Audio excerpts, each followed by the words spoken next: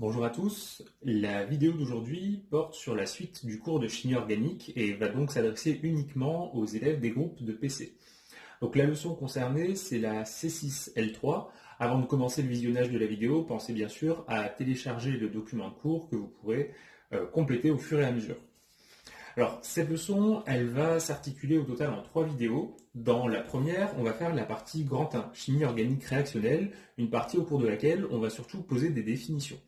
Cette partie, je vais beaucoup l'illustrer avec différentes réactions chimiques. Sachez juste que les réactions que je vous propose ici ne sont pas à connaître par cœur. Ce sont juste des exemples pour poser nos idées sur les définitions que nous allons voir. Dans la deuxième vidéo, on va étudier plus profondément que ce qu'on avait fait jusqu'alors, les mécanismes de substitution monomoléculaire et bimoléculaire, les substitutions nucléophiles. Dans la troisième vidéo, on étudiera un nouveau type de mécanisme, l'élimination bimoléculaire, et on conclura sur les compétitions entre les 3 types de mécanismes présents dans cette leçon.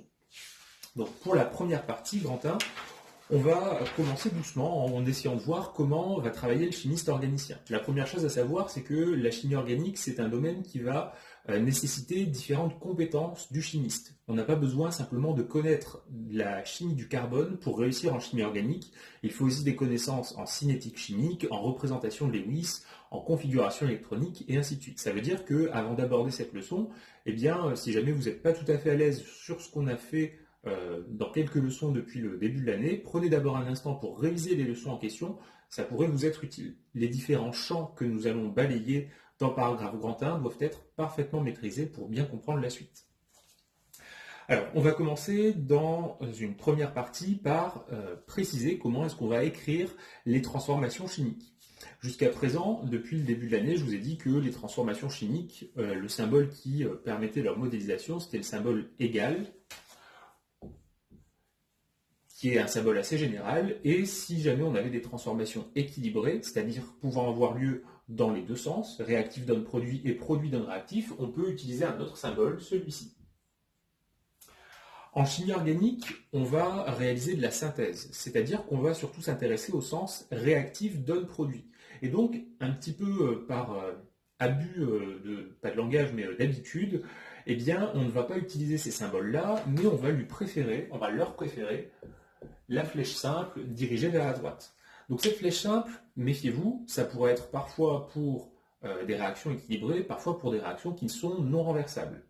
Quoi qu'il en soit, ce sera le symbole qu'on utilisera de façon assez préférentielle pour décrire une équation bilan. Donc dans la première partie, justement pour illustrer ça, donc je vous disais, on utilisera souvent le symbole flèche et je vous donne un exemple de réaction pour montrer comment est-ce qu'on va l'utiliser. Si on prend une estérification, alors là ici l'estérification que je vous propose c'est celle de Fischer, qui se base sur l'utilisation d'un acide carboxylique et d'un alcool. On va prendre comme acide carboxylique l'acide éthanoïque, qu'on appelle plus communément en chimie l'acide acétique, puisque c'est l'acide du vinaigre. L'autre réactif, ce sera le méthanol. Je vais utiliser les abréviations qu'on avait déjà vues. Donc Me, c'est le groupe méthyle, CH3. Et lorsqu'on met ces deux composés à réagir, eh bien, on va mettre le symbole de la flèche pour dire qu'il y a transformation chimique. Sur cette flèche, on va s'autoriser à rajouter des informations. On va parfois remettre la température, donc indiquée en degrés Celsius ou en Kelvin. Si jamais on précise qu'on chauffe, eh bien, on peut utiliser le symbole delta. Donc là, on ne sait pas exactement à quelle température. Si jamais on chauffe à reflux, eh bien, on le précisera à côté du symbole delta. On précise également les éventuels catalyseurs présents. En l'occurrence, ici, bien, pour faire une estérification, on peut rajouter un catalyseur acide. Et on peut aussi rajouter le solvant. Bien, là, ici, l'estérification, c'est une réaction qui est équilibrée. Pour déplacer l'équilibre dans le sens de la formation des produits, il faut mettre un des deux réactifs en excès, par exemple. Ici, si on choisit de mettre le méthanol en excès, on pourrait le rajouter au niveau de la flèche pour dire qu'il joue à la fois le rôle de solvant et en même temps le rôle de réactif. Dans cette réaction, bien, les produits qu'on obtient sont un ester. Voici sa formule. Et il nous manque une molécule d'eau. En ce qui concerne la nomenclature du produit qui est formé, donc l'ester, sa chaîne carbonée principale, fait 2 atomes de carbone. On a un fragment méthyle, donc ce sera de l'éthanoate de méthyle.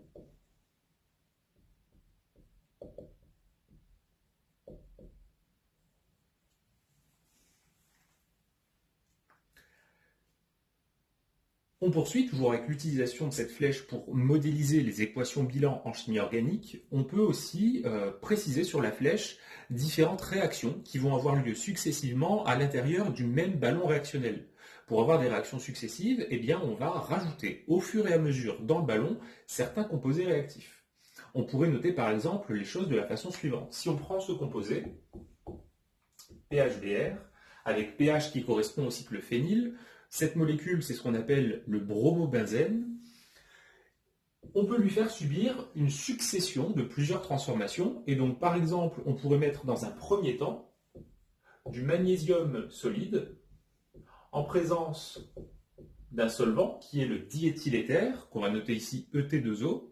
Ce diéthyléther, dans cette réaction, ce n'est pas quelque chose à savoir, mais je vous le dis ici, il doit être anhydre. Donc, on verra parfois abréger le terme anhydre sous la forme ANH, donc retenez surtout l'abréviation ANH. Deuxième étape, eh bien, on peut ajouter un autre réactif, par exemple la propanone.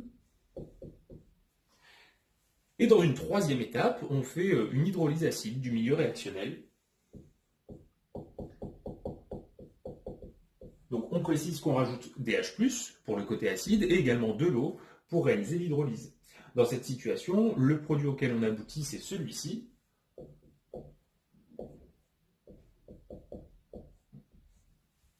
qui est un alcool tertiaire. Concernant les sous-produits de la réaction, là on pourrait se demander qu'est devenu le magnésium, que sont devenus les ions H+. Eh bien, avec ce type d'écriture, on ne va pas le voir. Si jamais on souhaite connaître précisément le devenir de chacun des réactifs, eh bien, on va plutôt chercher à s'intéresser au mécanisme réactionnel, c'est-à-dire à la succession des actes élémentaires, rendant compte de la transformation des réactifs en produits. Ces mécanismes réactionnels, c'est justement ce qu'on va développer dans la suite de cette leçon et également dans les leçons suivantes.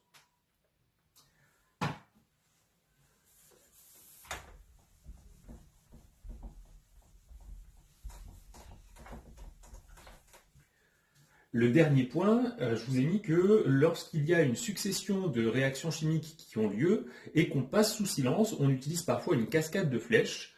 Alors, pour illustrer ça, on va prendre une réaction qui démarre avec une molécule de la famille des diènes.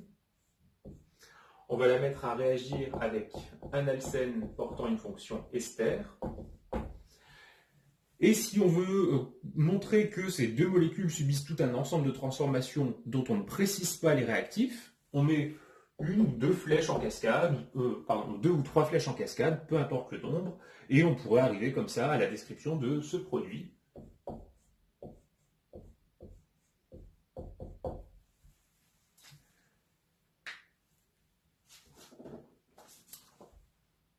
Concernant la suite du vocabulaire, toujours concernant les transformations chimiques, je vous ai écrit qu'on définira en chimie organique deux termes pour les composés du côté des réactifs. On utilisera bien sûr le terme de réactif et également le terme de substrat. Le substrat, pour le chimiste organicien, c'est la molécule carbonée qui retient son intérêt. Par exemple, dans une synthèse qui se déroulerait en 15 étapes, c'est le fragment carboné qui va se retrouver de la première jusqu'à la dernière étape. C'est-à-dire c'est vraiment le centre d'intérêt. Donc le substrat, molécule d'intérêt, et le réactif, eh bien, ce sera des composés organiques ou inorganiques qui vont permettre la transformation du substrat pour arriver à ce que le chimiste souhaite. Par exemple, pour illustrer cette nouvelle façon de nommer les choses, on peut considérer cette molécule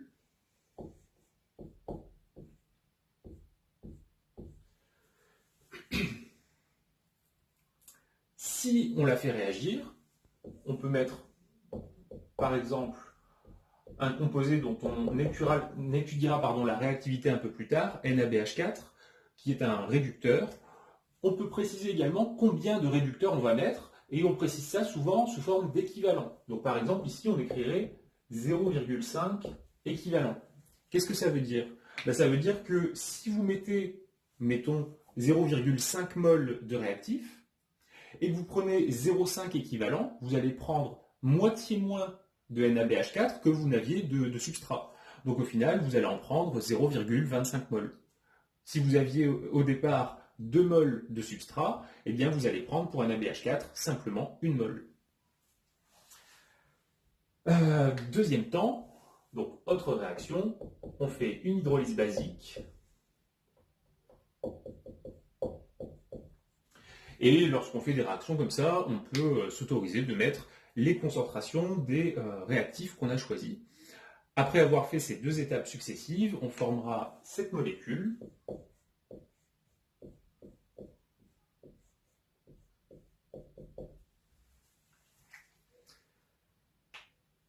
Donc, ce qu'on retient, c'est que le formalisme de la chimie organique va surtout utiliser la simple flèche pour les équations bilan et que sur cette flèche, on pourra mettre soit plusieurs informations avec des numéros, des concentrations, des équivalents, ou alors, comme ici, passer certaines opérations sous silence. En général, on sert de ces cascades de flèches pour ne pas décrire les réactions qui ne sont pas dans le cadre du programme.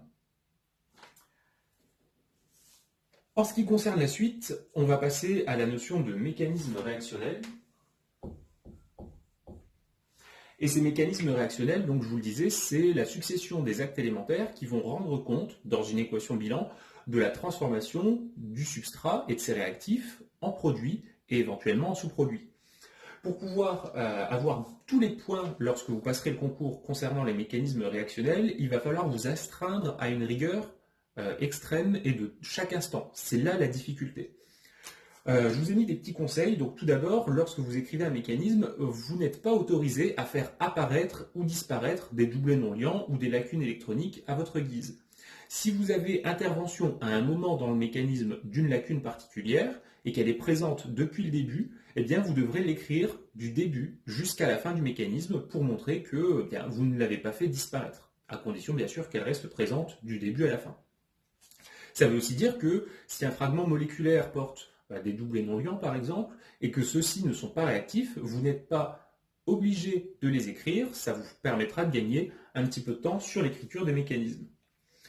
Deuxièmement, essayez d'utiliser au maximum la notation topologique. Et d'ailleurs, vous allez voir que dans cette leçon, vous le voyez déjà au tableau, c'est la notation topologique que je privilégie. Il va falloir vous forcer à vous y habituer, et je sais bien que ça peut être pour certains une petite difficulté. Si jamais vous avez des problèmes là-dessus, c'est à vous à faire un travail. Dessinez d'abord les représentations moléculaires en semi-développé, par exemple, et faites ensuite la transposition topologique pour voir comment on écrit les choses. Le dernier point, c'est que pour écrire un mécanisme réactionnel avec aucune faute à l'intérieur, il va falloir maîtriser plusieurs théories. La théorie de Lewis, calculer les charges formelles, savoir s'il y a une lacune électronique, un doublet non liant, et ça va devenir, vous allez voir, une certaine, ça va devenir un certain automatisme pour vous. Et donc pour vous illustrer la façon dont on pourra écrire ça, je vous propose un exemple relativement simple, un exemple d'addition sur un carbocation.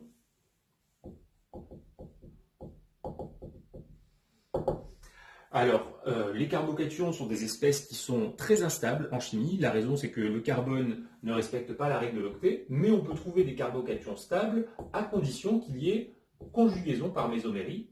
Donc là, ici, j'ai pris des fragments phényl qui vont permettre de conjuguer et donc de délocaliser la lacune électronique du carbone central.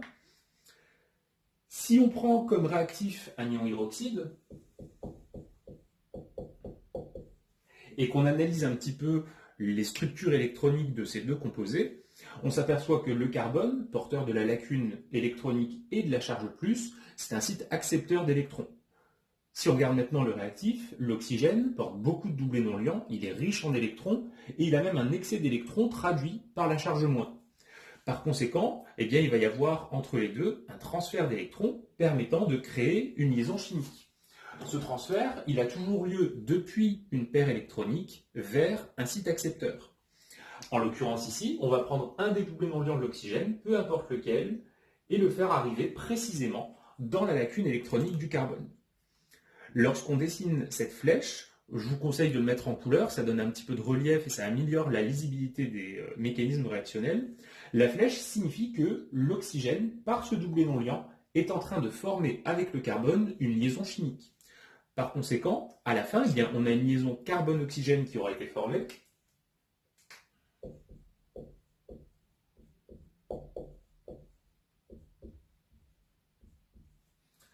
Et concernant les autres groupements autour de l'oxygène, l'hydrogène, lui, n'a pas bougé. Il y a toujours les deux doublés non liants.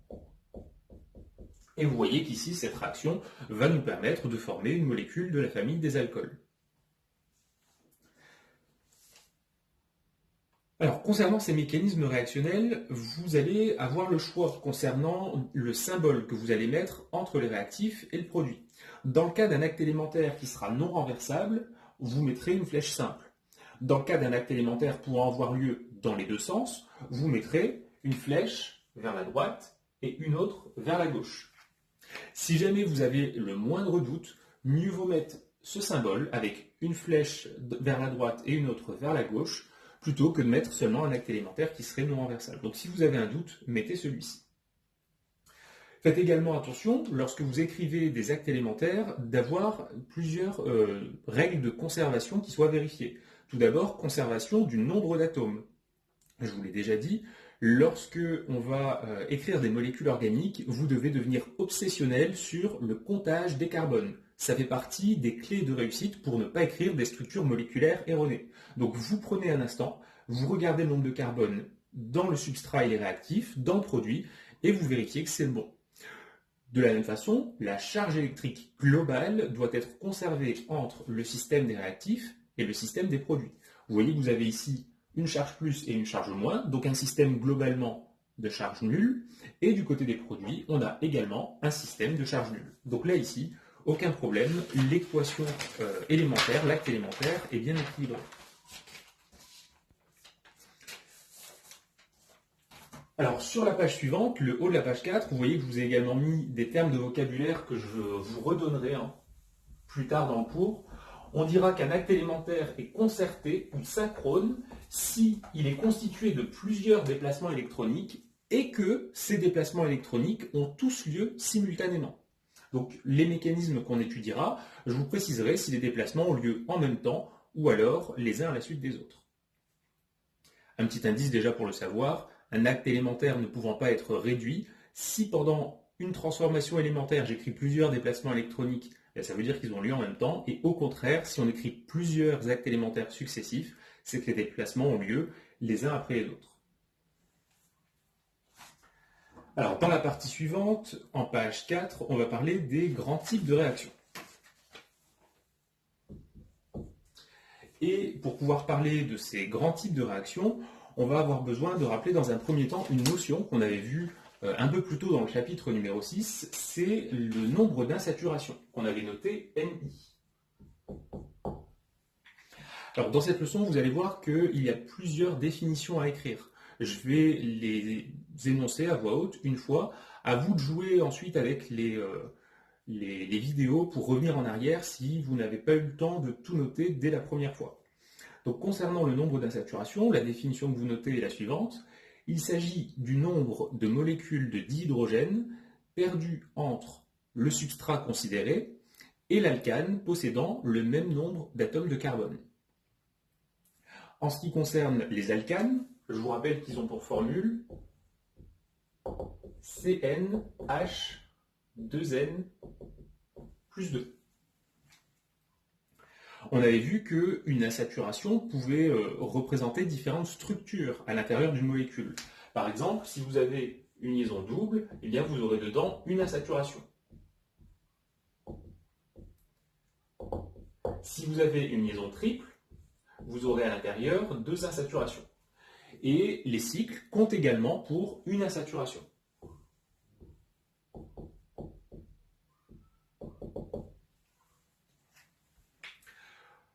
Concernant donc cette définition, vous pouvez l'appliquer. Donc, si vous avez une molécule à 3 carbones, vous calculez le nombre d'hydrogène de l'alcane correspondant et vous faites ensuite la différence pour les molécules H2 entre votre substrat et l'alcane. Une autre façon de procéder, c'est d'utiliser une formule mathématique bête et méchante Si vous avez un substrat dont la formule brute s'écrit CXHYOZ, après j'ai mis quoi? NTCLS.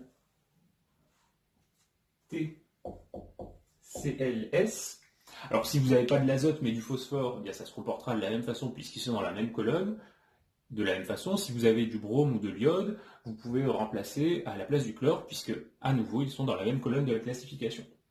À partir de cette formule, le nombre d'insaturations, Ni, correspond à 2x plus 2 moins, dans une parenthèse, y moins t plus s, le tout, divisé par 2. Donc vous pouvez appliquer l'une ou l'autre des deux définitions. L'essentiel, c'est de pouvoir calculer cette grandeur assez rapidement. Vous devez aussi être capable de remarquer l'évolution du nombre d'insaturations du substrat entre le système des réactifs et le système des produits, simplement par analyse des structures moléculaires. Et cette évolution va nous permettre de reconnaître certains types de réactions qu'on va détailler dans une seconde. Alors pour le tiré suivant, on révise rapidement les réactions acido-basiques au sens de Brønsted. Je vous rappelle que pour Brønsted, eh bien, ce sont des échanges de protons H+, qui ont lieu depuis l'acide vers la base. Je vous mets également une phrase qui est très importante que je vous propose de mettre en évidence. Les réactions acido-basiques en chimie organique sont en général les réactions les plus rapides. Donc si vous avez le choix pour un ensemble substrat-réactif entre deux réactions, une acido-basique et un autre type de réaction, commencez dans la succession des actes élémentaires par écrire la réaction acido-basique. Un exemple pour illustrer ça, une réaction d'activation par catalyse acide.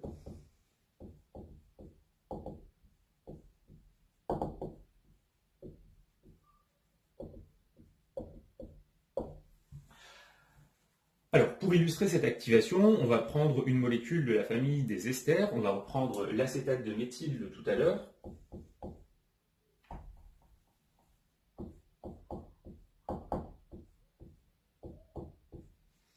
Et là, le but du jeu, c'est d'écrire un mécanisme réactionnel, donc on s'astreint à la plus grande rigueur concernant les doublés non liants, les lacunes et les charges formelles.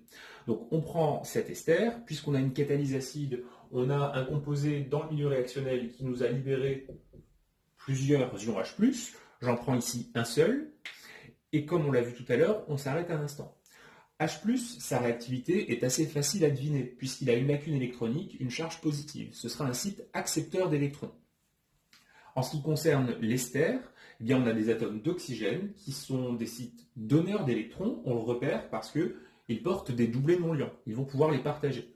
Et donc, une façon d'interagir entre l'ester et un proton H+, ce serait par exemple ceci. Un des atomes d'oxygène partage un doublé non liant pour aller compléter la lacune électronique. Toujours dans le sens paire électronique vers le site accepteur. Lorsqu'on écrit cette flèche, une liaison chimique est en train de s'établir entre l'oxygène et l'hydrogène, qui est ici, et donc on obtiendra du côté des produits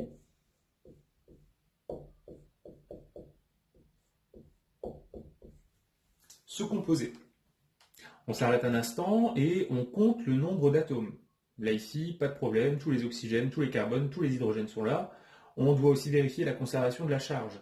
On a initialement une charge positive du côté des réactifs, et là, il n'y a pas de charge positive. Donc, on regarde la structure moléculaire et on se rend compte que l'oxygène qui est ici, eh bien, il a partagé un électron, c'est comme s'il l'avait perdu d'un point de vue formel, et donc, il est porteur d'une charge plus. Si jamais vous ne le voyez pas directement sur la structure, eh bien, repassez par le calcul mathématique de la charge formelle avec la formule qu'on avait vue dans la leçon chapitre 4, leçon 1, sur les représentations Lewis. On peut s'intéresser sur le caractère plausible de la formation de ce composé. Un oxygène positif, c'est quelque chose qui est hautement instable, puisque l'oxygène est plutôt électronégatif, il supporte mieux les charges moins. Mais si on observe bien le produit qui est formé, on repère à l'intérieur un enchaînement de la mésomérie un peu spécial. L'enchaînement pi plus. Donc justement, cet oxygène chargé positivement peut s'accaparer, entre guillemets, les électrons de la liaison pi qu'il forme avec le carbone, de cette façon. Et on peut donc écrire une autre formule mésomère de celle-ci. On va donc mettre les symboles caractéristiques de la mésomérie. Et on dessine la représentation mésomère.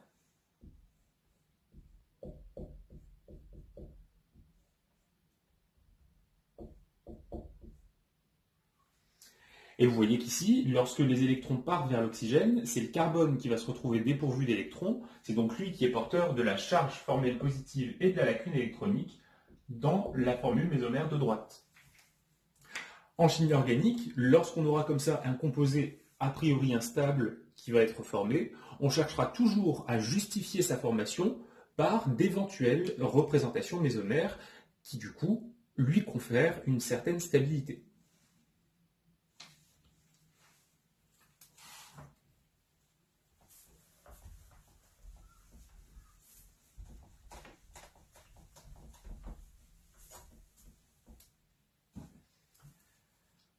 Alors, pour le type de réaction suivant, on va parler des réactions d'addition. Et donc, je vous ai mis que pour une réaction d'addition, plusieurs molécules se lient pour n'en former au final plus qu'une. Une façon de reconnaître facilement ces réactions se porte sur le nombre d'insaturations. Au cours d'une réaction d'addition, le nombre d'insaturations diminue. Là, ici, un exemple que vous n'avez pas à apprendre par cœur, juste pour illustrer l'évolution du nombre d'insaturations. On va prendre comme réactif un ion hydroxyde, HO-, et comme substrat, un composé qui est assez utilisé comme intermédiaire de synthèse, une molécule de la famille des époxydes.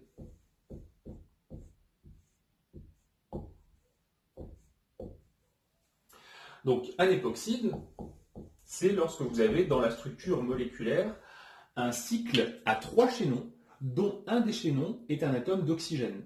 On leur donne aussi d'autres noms, on peut appeler ça des oxyranes, ou alors, puisque un oxygène remplace un fragment CH2 dans un cycle à 3 chaînons qu'on appellerait un cyclopropane, on peut aussi appeler ça des oxacyclopropanes.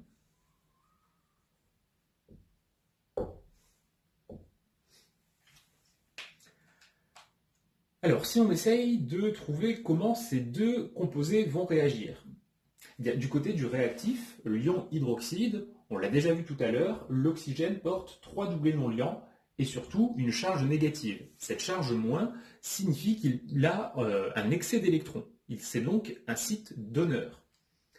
Par conséquent, dans la molécule de droite, nous devons trouver un site, c'est-à-dire un atome, accepteur d'électrons.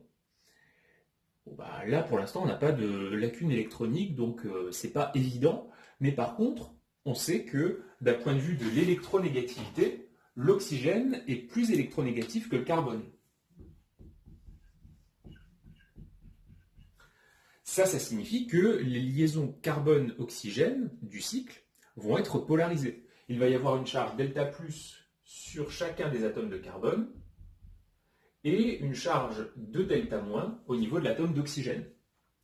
Ça veut donc dire que les carbones que je mets ici en évidence sont chacun des sites accepteurs d'électrons.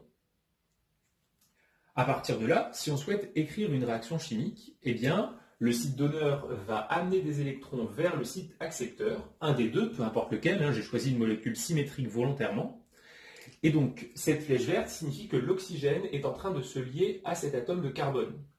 Si il est en train de former une nouvelle liaison chimique, ça veut dire qu'il deviendrait presque hypervalent, mais en réalité ce n'est pas possible à cause de la règle de l'octet. Ça signifie que si une liaison arrive, une autre doit partir, et là ici c'est une liaison CO qui va être rompue.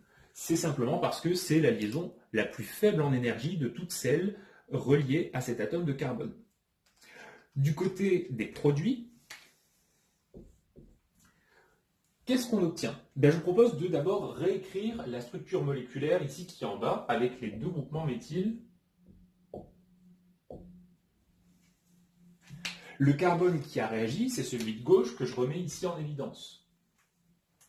Ce carbone, il s'est relié à l'oxygène du fragment hydroxyle. On va donc noter cette liaison chimique. Et concernant la partie droite de la molécule, la liaison qui est ici n'a pas bougé, Et l'oxygène du cycle a récupéré une paire électronique. On a donc un oxygène au moins. Encore une fois qu'on a écrit ceci, on prend un instant et on se dit, est-ce que j'ai bien le même nombre d'atomes à gauche et à droite pour chacun des éléments chimiques présents? Est-ce que la charge globale est vérifiée? Et on n'oublie pas de se dire, si on a un doute concernant la réaction, on met une flèche vers la droite et une flèche vers la gauche. Là ici, vous verrez avec l'expérience que pour ce type de réaction, ouverture d'un époxyde, la réaction en sens retour, elle est quasiment nulle. Donc on pourrait ne pas écrire la flèche vers la gauche. En ce qui concerne maintenant le nombre d'insaturations, vous vous souvenez, ça peut être une double liaison, une triple liaison ou un cycle. En analysant la structure du réactif, nombre d'insaturations 0.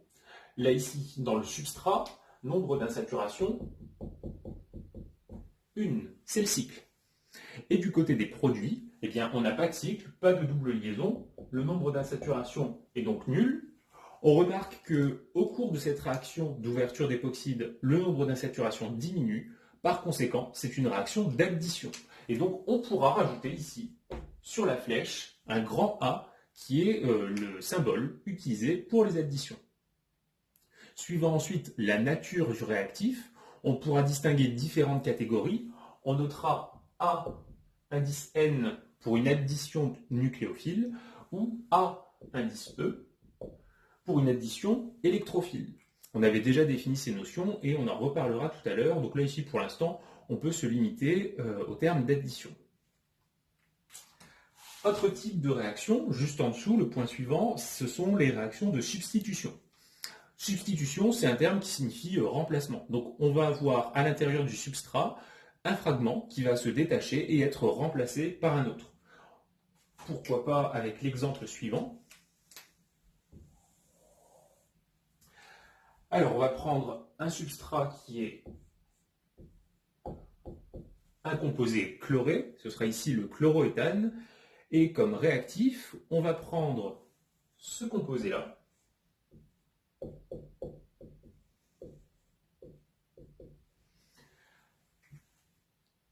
alors, vous avez un anion et un cation, ça veut dire que vous avez ici un sel ionique. Si jamais vous aviez à la place de l'atome de soufre un atome d'oxygène, vous auriez un ion alcoolate, c'est-à-dire la base conjuguée d'un alcool.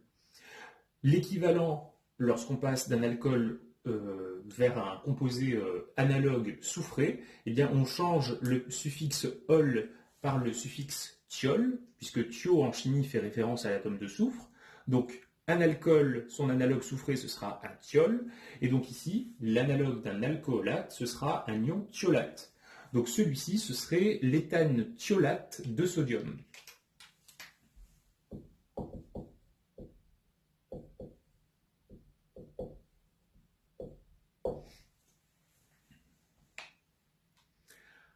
En ce qui concerne la réactivité des deux molécules présentes, alors là c'est un petit peu plus compliqué vu qu'on a au niveau de l'atome de chlore des doublés non liants.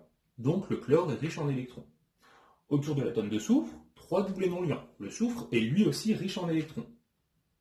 Qui va être le site réellement donneur d'électrons?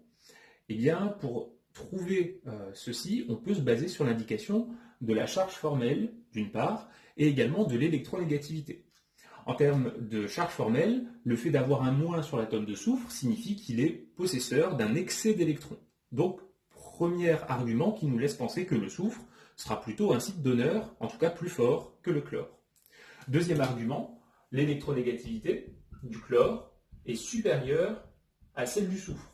Ça veut dire que si on donne des électrons au chlore, il est très satisfait et il les conserve rien que pour lui. Conclusion, eh bien, le soufre va être ici l'atome donneur d'électrons.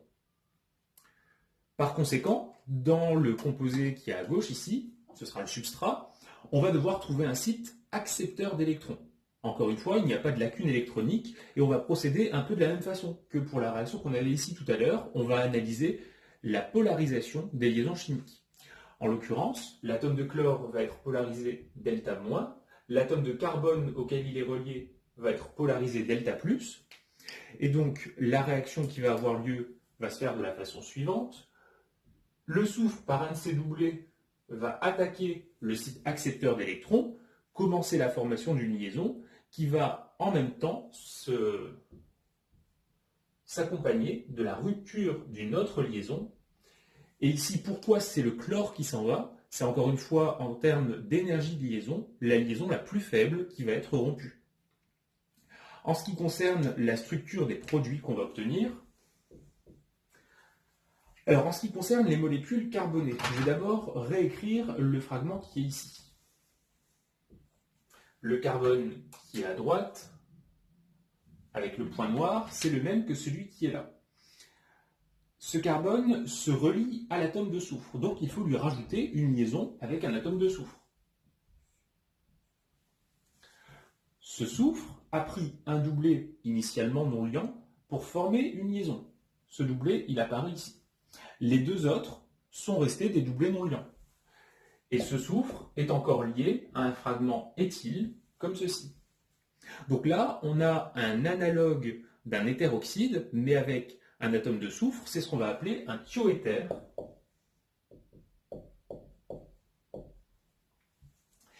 Et au cours de la réaction, des sous-produits sont également formés, puisque on avait du sodium qui était le contre-ion du réactif, et il y a ici des parts d'un ion chlorure. Donc le sous-produit, ce sera du chlorure de sodium.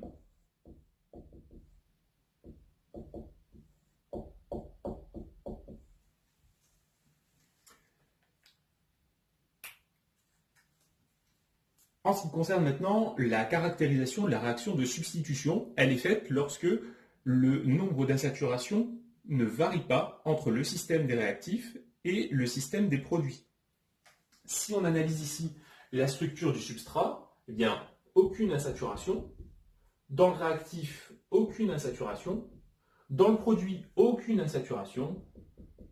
Ce nombre est constant au cours de la réaction et donc on a bien ici une réaction de substitution, qu'on va noter en chimie organique, grand S. Comme tout à l'heure, suivant le type de substitution, on pourra rencontrer les abréviations SN pour substitution nucléophile ou SE pour substitution électrophile. Ces substitutions électrophiles, comme les additions électrophiles, vous allez voir qu'elles ne sont pas au programme pour cette première année. Le dernier type de mécanisme, ce sera ce qu'on appelle des éliminations.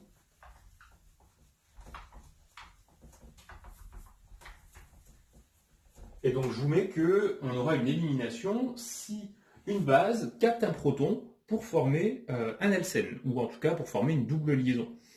Par conséquent, vu qu'on forme une double liaison, le nombre d'insaturations du système réactif va augmenter. Et donc je vous propose un exemple pour illustrer ça.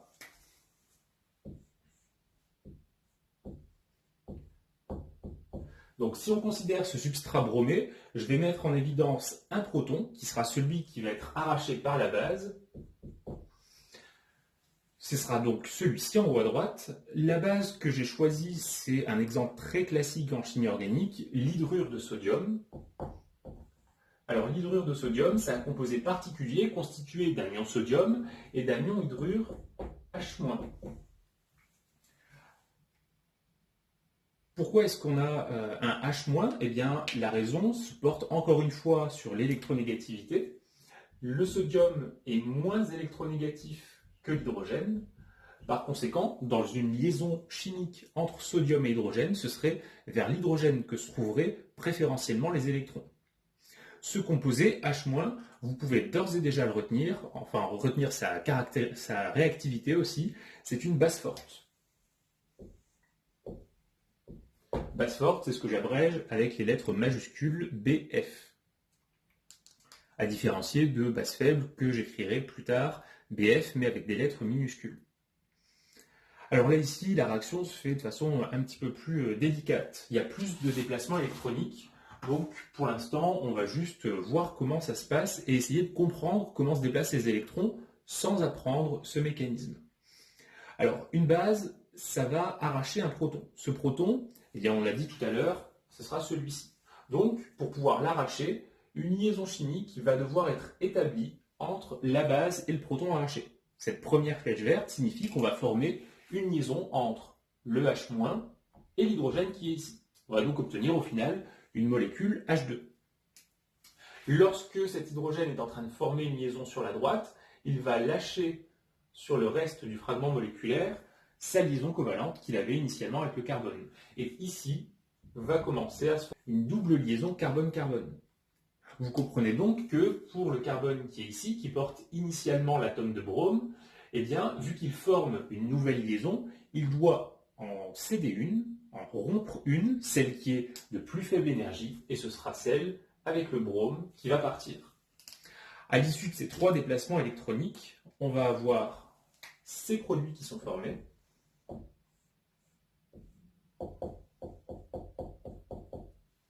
Donc, un alcène, une molécule de dihydrogène. Pour préciser qu'on a du dihydrogène qui est formé, qui est dans les conditions habituelles de température et de pression à un gaz, vous avez deux possibilités. Soit vous mettez un petit G en indice, ou alors une notation un peu plus ancienne. On met une barre avec une flèche qui part vers le haut. Cette flèche signifie qu'on a un composé gazeux qui va s'élever et sortir du milieu réactionnel qui est liquide.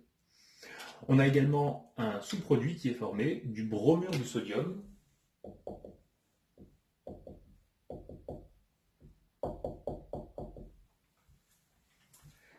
Et donc, pour conclure sur cette transformation, vous avez dans le réactif initial, l'hydrure de sodium, aucune insaturation. Dans le substrat, vous avez initialement aucune insaturation.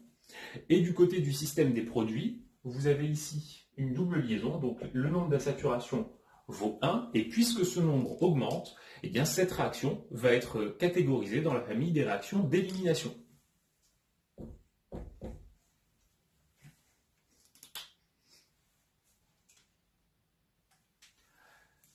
Un dernier point de vocabulaire pour être clair avec vous, les alcènes, c'est surtout un nom qu'on leur donne quand on est au lycée, voire quand on est en prépa, mais on leur donne aussi parfois d'autres noms. Donc vous pouvez noter qu'un alcène, c'est également ce qu'on appelle un composé éthylénique.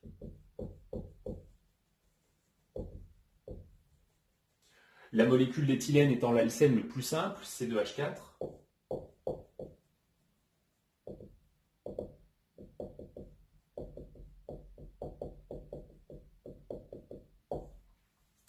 Et on appelle ça, notamment dans l'enseignement supérieur, plutôt des molécules de la famille des oléfines. Donc si un jour on vous parle d'oléfines ou de composés acétyléniques, ne vous étonnez pas, c'est rien d'autre qu'un alcène.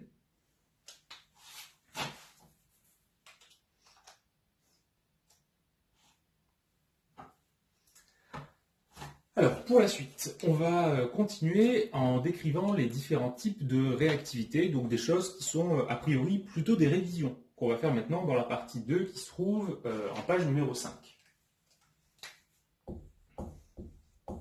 Alors, la première des réactivités qu'on va réviser ici, c'est la réactivité acido-basique au sens de Brønsted. Ce qu'on a à savoir là, c'est uniquement ce qui est au programme du lycée. Donc, je vous rappelle tout d'abord les définitions que vous prenez en note, bien sûr.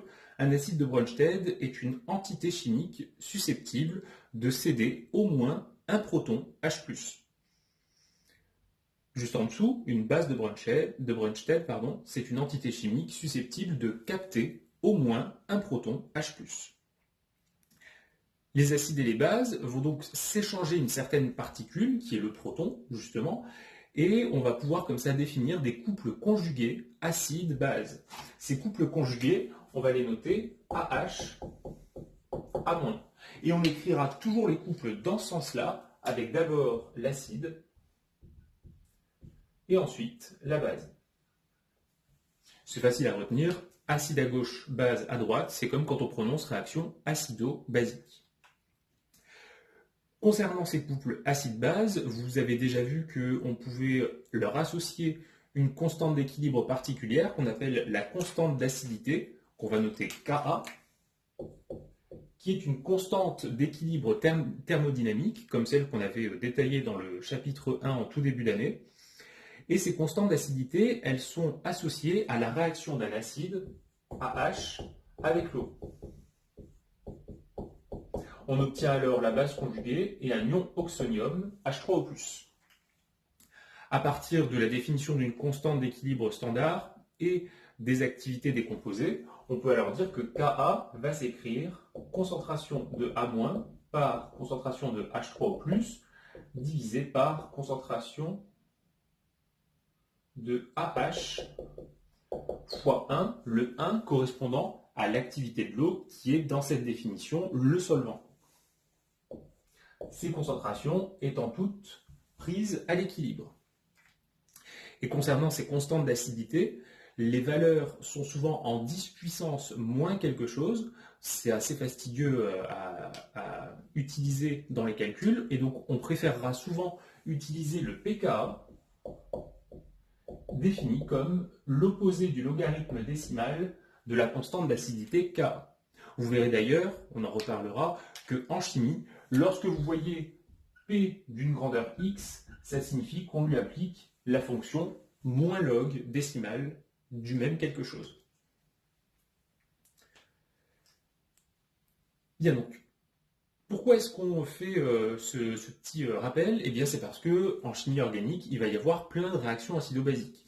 Et pour savoir si un acide est suffisamment fort pour donner son proton à une base, sur un cas concret, vous allez devoir réussir à mémoriser une liste de forces d'acidité. Cette liste de forces d'acidité, c'est ce qu'on appelle une échelle de pKa. L'échelle de pKa, vous la trouverez également sur le drive, donc partie cours, dans le même dossier que la leçon C6L3. Sur cette échelle de pKa, je revois rapidement avec vous comment je l'ai construit.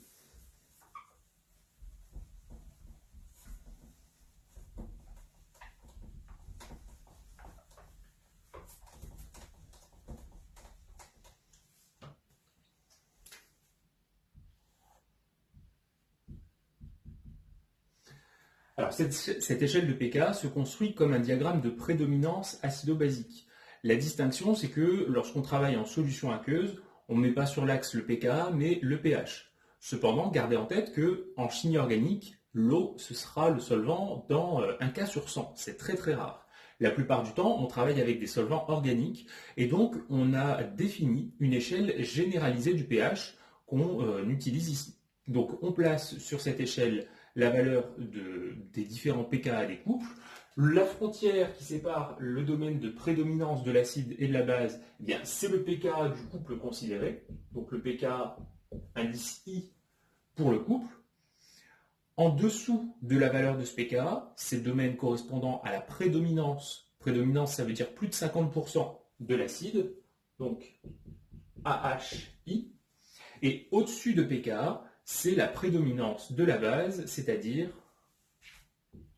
A-I. Et donc, je vous ai listé différentes espèces chimiques. Donc, sur le côté gauche du diagramme, plus vous allez en haut, plus les bases seront fortes.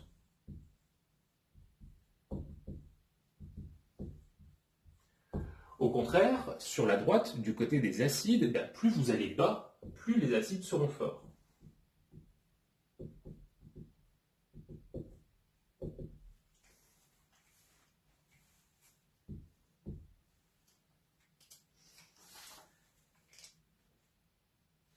Donc là, concernant les différents composés, vous allez voir que je vais en utiliser certains au fur et à mesure de la leçon. Ceux sur lesquels vous pouvez commencer à accentuer vos efforts pour l'instant, eh bien, c'est tout d'abord les couples de l'eau, donc à 0 et 14. Ça, c'est un truc qu'on reverra un peu plus tard. Vous regardez bien aussi le couple associé aux ions alcoolates et aux alcools. Une base qui est assez pratique en chimie se trouve un peu plus haut, au pKa 35, avec le couple d'isopropylamidure de lithium et d'isopropylamine. On reparlera de ça un peu plus tard. Le couple H-H2, qu'on a donné en illustration dans l'exemple de la réaction d'élimination, avec un pKa très élevé, 40. Et parmi les composés les plus basiques qui existent, eh bien, on trouve les molécules de la famille des organométalliques, c'est-à-dire des composés dans lesquels il y a une liaison carbone-métal. Ces liaisons carbone-métal sont absolument géniales en termes de réactivité, pour une raison simple, c'est que le carbone est un élément plus électronégatif qu'un métal M, quelle que soit la nature de ce métal, et par conséquence, la liaison carbone-métal va avoir une polarisation assez inédite. La plupart du temps, le carbone est chargé delta+, mais ici, il va être porteur de la charge formelle delta-, et le métal sera lui porteur de la charge formelle delta+. Par conséquent, si on schématise un petit peu les choses, cette liaison chimique, c'est à peu près équivalent à écrire un carbone porteur d'un doublet non liant et d'une charge moins, avec à côté de lui un métal porteur d'une lacune électronique et d'une charge plus. Donc ce que je suis en train de dire là, c'est qu'un composé de la famille des organométalliques, d'un point de vue formel, simplement écriture des molécules, c'est assez analogue à un carbanion. Et ces carbanions, on a vu qu'ils étaient extrêmement réactifs, puisque les carbones supportent relativement mal l'excès d'électrons apporté par le doublet non liant.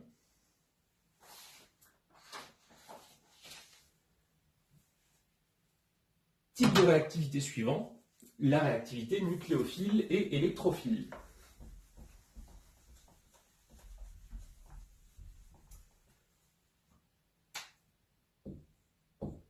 Donc là, on est dans le paragraphe petit b de la page numéro 5, et on va commencer par donner des définitions et des exemples de ces deux types de réactivité. En ce qui concerne les électrophiles, ce qu'on abrégera dans la suite E+, vous pouvez noter la définition, il s'agit d'une entité chimique possédant au moins un site accepteur d'électrons. Entité chimique possédant au moins un site accepteur d'électrons.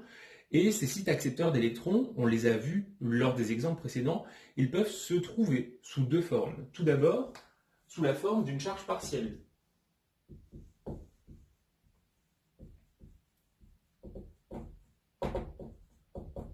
Delta+. Donc si vous voyez un carbone delta+, c'est a priori un candidat pour être un site électrophile. Si jamais vous voyez dans une molécule une lacune électronique, sur un carbone ou sur un autre type d'atome, avec ou sans charge formelle positive, et bien dans ce cas-là, forcément, la lacune électronique sera un site accepteur d'électrons. Quelques exemples d'électrophiles qu'on va croiser relativement fréquemment, celui qu'on va voir le plus souvent, c'est l'ion H+, qui correspond à un proton, donc porteur d'une lacune site accepteur. Les composés de la famille du bore, que vous verrez surtout dans des réactions en seconde année, on peut évoquer ici le borane, BH3, ou le trifluoroborane, BF3. Évidemment, dans BF3, l'électronégativité des fluores va faire que le bore sera encore plus électrophile que dans BH3.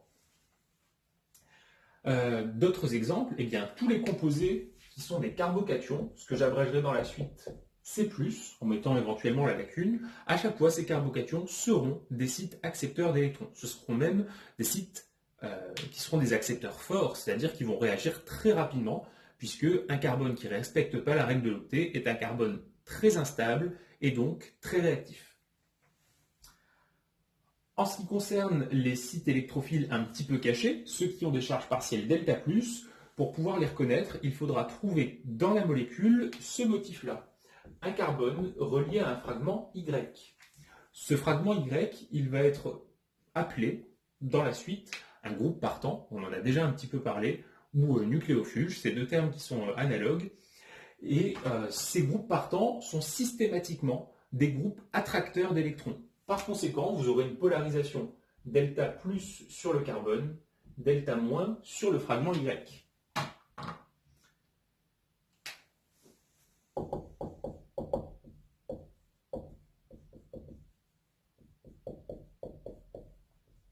Je vous note ici entre parenthèses GP pour groupe partant.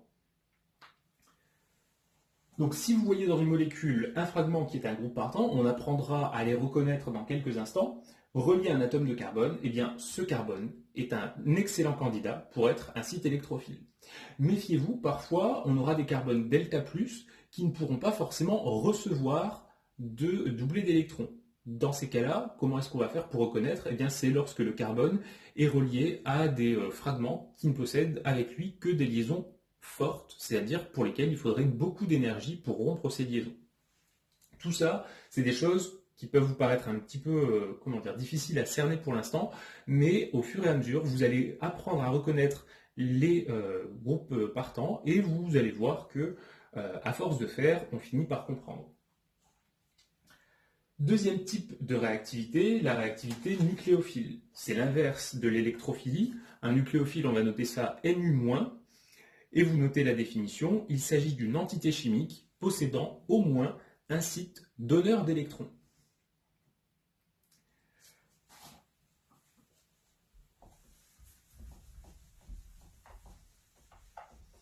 En ce qui concerne ces sites donneurs d'électrons, ils peuvent apparaître dans une structure moléculaire sous deux formes. Tout d'abord, présence d'une charge partielle delta-, c'est-à-dire si vous avez une liaison polarisée, eh bien l'atome chargé delta- peut être, mais pas toujours, un site donneur d'électrons. Deuxième façon de repérer un site donneur, eh bien par l'apparition dans la structure moléculaire d'un doublé non-liant. Ce doublé non-liant, il peut être accompagné ou non d'une charge formelle négative.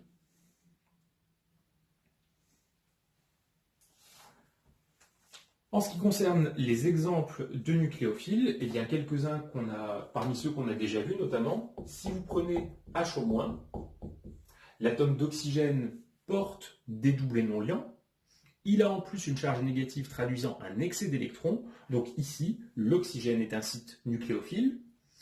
On peut d'ailleurs le comparer à la molécule d'eau. À l'intérieur de la molécule d'eau, on a un oxygène portant lui aussi des doublés non-liants. Dans ces cas-là, par conséquent, il va être lui aussi nucléophile. Lequel des deux est meilleur nucléophile? Eh bien, c'est celui qui est le plus à même de partager ses électrons. Autrement dit, celui qui a un excès d'électrons. Par conséquent, l'ion hydroxyde, H-, sera meilleur nucléophile, c'est-à-dire il réagira plus rapidement que la molécule d'eau. Et ça, c'est quelque chose que vous pouvez retenir, c'est un résultat général. Un nucléophile sous forme Nu- sera toujours plus réactif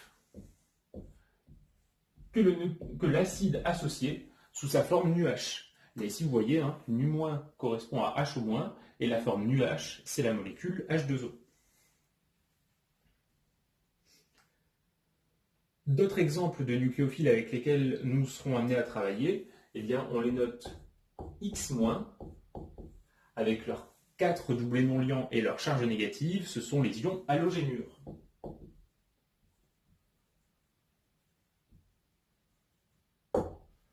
Donc ces ions halogénures, ça peut être les ions fluorure, chlorure, bromure, iodure. Je vous rappelle qu'on n'utilise pas la stat vu que c'est un composé radioactif et qu'il serait par conséquent difficile de s'en protéger avec des manipulations classiques de chimie.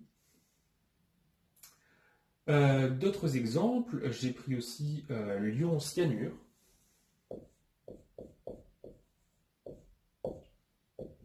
La représentation de Lewis est celle-ci. Et là, si on ouvre les yeux, on s'aperçoit que l'azote porte un doublé non-liant, c'est donc a priori un site nucléophile, et le carbone, lui aussi, porte un doublé non-liant. En réalité, de ces deux atomes, il n'y en a qu'un seul qui réagit comme nucléophile, et en vertu de ce qu'on a raconté tout à l'heure, eh bien, l'atome qui partage le plus volontiers ses électrons, ce sera le carbone, à la fois parce qu'il a une charge moins traduisant un excès d'électrons, mais également parce que le carbone est moins électronégatif que l'azote. Donc ça, c'est pour les nucléophiles faisant apparaître des doublés non-liants. Concernant ceux qui ont des charges partielles delta-, eh bien, ceux que vous rencontrerez seront toujours de la famille des organométalliques.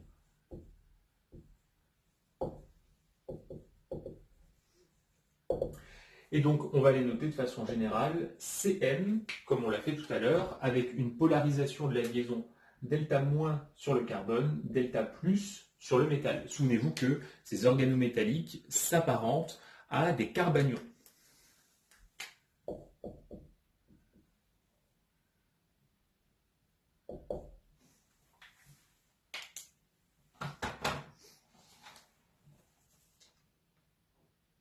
Juste en dessous, je vous ai mis une remarque. L'électrophilie et la nucléophilie sont des notions cinétiques. Ce que vous pouvez noter juste en dessous, c'est donc que un composé est plus électrophile qu'un autre s'il réagit plus plus vite sur le même substrat, et réciproquement en ce qui concerne les nucléophiles.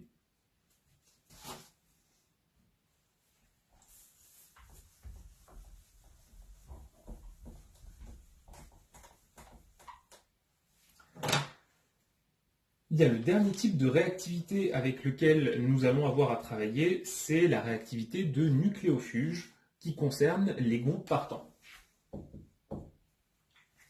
Alors nucléofuge, si on essaye de comprendre ce mot, nucléo, ça fait référence à nucléus, le noyau, chargé positivement, et fuge, c'est un terme qui a la même racine que le mot fuite, donc c'est un fragment de la molécule qui va fuir les noyaux, c'est-à-dire qui va fuir les centres positifs. Ces nucléofuges, on a l'habitude de les noter Y, donc c'est, si vous voyez quelque chose écrit sous la forme CY, eh bien Y correspond à ce nucléofuge. Donc, concernant la définition, vous pouvez noter la définition suivante. Le nucléofuge, c'est un atome ou un groupe d'atomes qui quitte le substrat en emportant avec lui le doublet d'électrons de la liaison chimique.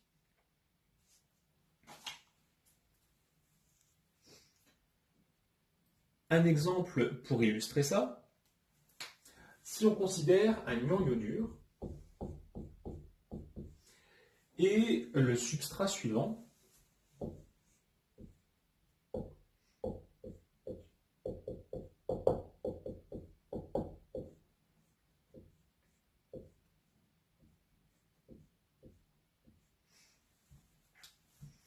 essayons de comprendre la réaction qui va se produire. Alors là ici, lorsqu'on analyse les réactifs, il doit y en avoir un qui vous fait tilt.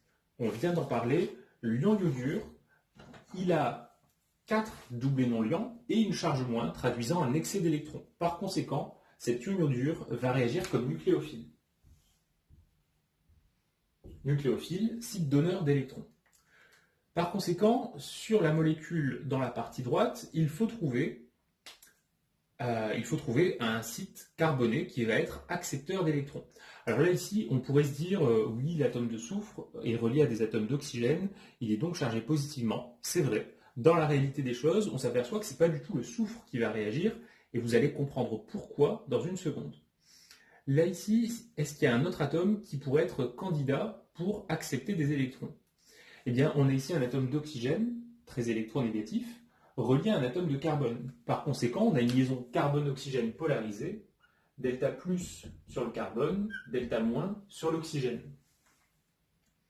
Et donc ce carbone, delta plus, que j'ai mis en évidence, c'est lui qui va jouer le rôle de site accepteur d'électrons. La réaction qui va avoir lieu, ce sera ici une réaction de substitution, puisque l'ion iodure va venir se lier à l'atome de carbone. Celui-ci, ne pouvant pas dépasser la règle de l'octet, va rompre la liaison la plus faible en énergie, qui est celle avec l'atome d'oxygène. On va alors obtenir du côté des produits l'iode relié au fragment carboné à 2 atomes de carbone. N'oubliez pas, on compte les atomes de carbone pour être sûr de ne pas se tromper. Et le fragment moléculaire qui est ici, eh bien, il va se détacher en emportant avec lui le doublet d'électrons. Par conséquent, ce fragment moléculaire, bien qu'il soit assez volumineux, c'est lui qui joue le rôle de groupe partant.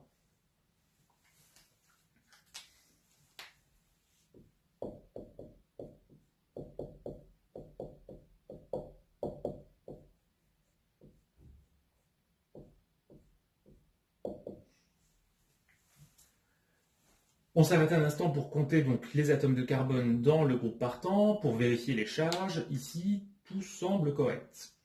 Pourquoi est-ce que ce groupe partant peut quitter le reste de la molécule aussi facilement? Eh bien, vous voyez qu'à l'intérieur de la structure, on repère des enchaînements caractéristiques de la mésomérie, N, sigma, pi, et donc il y a une délocalisation électronique qui va avoir lieu dans ce composé. On peut écrire ici une formule mésomère.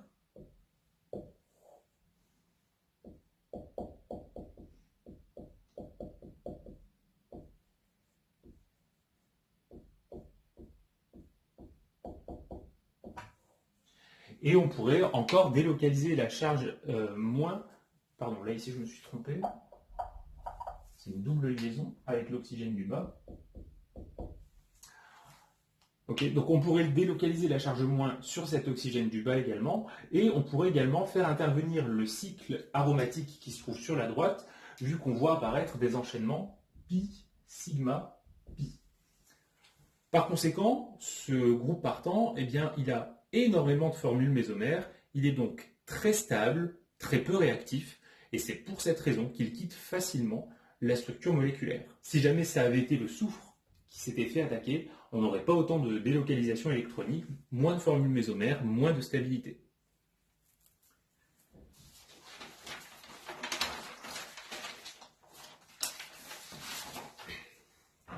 Alors, pour compléter la page suivante, donc en haut de la page 6 du document, on va maintenant proposer une échelle de nucléofugacité. C'est-à-dire, on va classer les groupes partants selon qu'ils sont bons ou très mauvais.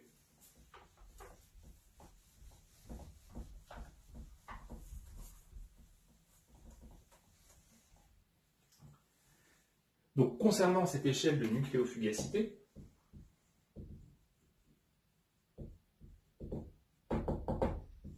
la règle d'or pour la comprendre, c'est la suivante. Un nucléofuge, un bon nucléofuge, c'est un nucléofuge qui, une fois parti, sous sa forme Y-, est stable.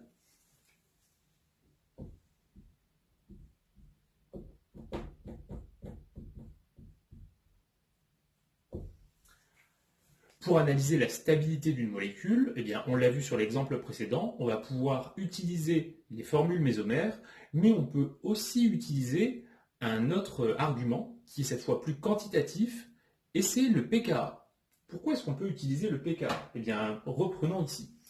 Y- peut être vu comme une base, la base conjuguée du couple YH, Y-. Pour ce couple YH-Y-, on peut lui associer un pKa.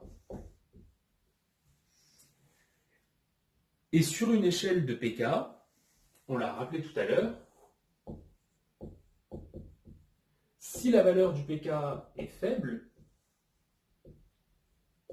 ça veut dire que l'acide est fort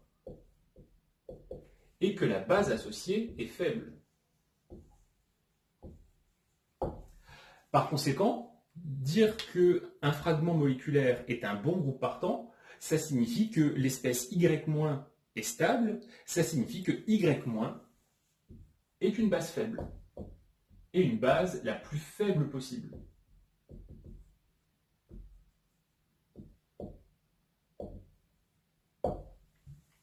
En l'occurrence, pour l'exemple précédent, là, le gros fragment moléculaire, le pKa associé au couple tosylate acide correspondant, eh bien, il est aux alentours de -6. Donc c'est vraiment une valeur très faible. En ce qui concerne les différents nucléofuges avec lesquels vous allez avoir à travailler, il n'y en a pas 36 000. Donc là, ici, je vous propose certains. Vous pouvez retenir l'échelle de nucléofugacité. Ça vous permettra de trancher si vous avez 2 sites à attaquer pour savoir lequel va réagir le plus vite.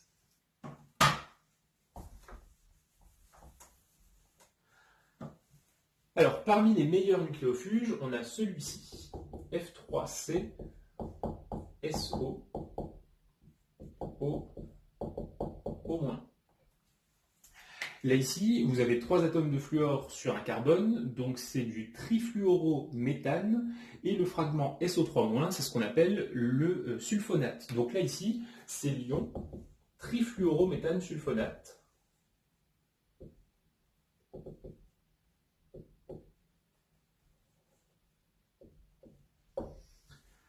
Trifluorométhane sulfonate, c'est quelque chose qui est un petit peu long à écrire, et donc on abrégera ça en général par triflate. Et on peut le noter de façon abrégée sous la forme suivante, TF O-. Du coup, si on identifie le fragment qu'on appelle TF, c'est celui-ci. Et cette notation, elle n'est pas du tout anecdotique, hein, elle est vraiment très utilisée, comme ME pour méthyle ou PH pour phényl. Donc ça, c'est un excellent groupe partant parce qu'on a une délocalisation de la charge sur les autres atomes d'oxygène et également parce que les 3 atomes de fluor vont avoir un effet attracteur des électrons, ce qui fait que la charge va être bien répartie sur l'ensemble de la structure moléculaire. Deuxième catégorie nucléofuge, un tout petit peu moins bonne, mais quand même très très bonne. Eh bien, les autres types de sulfonates, RSO3-, donc ça c'est ce qu'on appellerait avec un fragment R qui est une chaîne alkyle, un alkyle sulfonate. Dans l'exemple qu'on a noté en bas de la page 5, le fragment R était un dérivé qui ressemblait à du toluène, c'est ce qu'on appelle un tosyle, et donc le composé associé, ce serait l'ion tosyl sulfonate, qu'on abrégerait par TS au moins. Ces ions sulfonates, alkyle sulfonates, sont à peu près aussi bons groupes partants que les ions iodures, I-, et pour avoir ce classement, eh bien, on compare leurs pK, ils sont relativement similaires. Ces deux groupes partants sont meilleurs que les ions bromures, eux-mêmes meilleurs que les ions chlorures. Un truc à savoir, en général, eh bien, les ions chlorures, enfin, les molécules possédant des chlores sont des composés moins chers que ceux qui comportent des bromes, eux-mêmes moins chers que ceux qui comportent des iodes, eux-mêmes moins chers que ceux qui comportent des fragments sulfonates. Donc si on veut améliorer la qualité du groupement partant, eh bien ça a un coût, vraiment au sens financier du terme.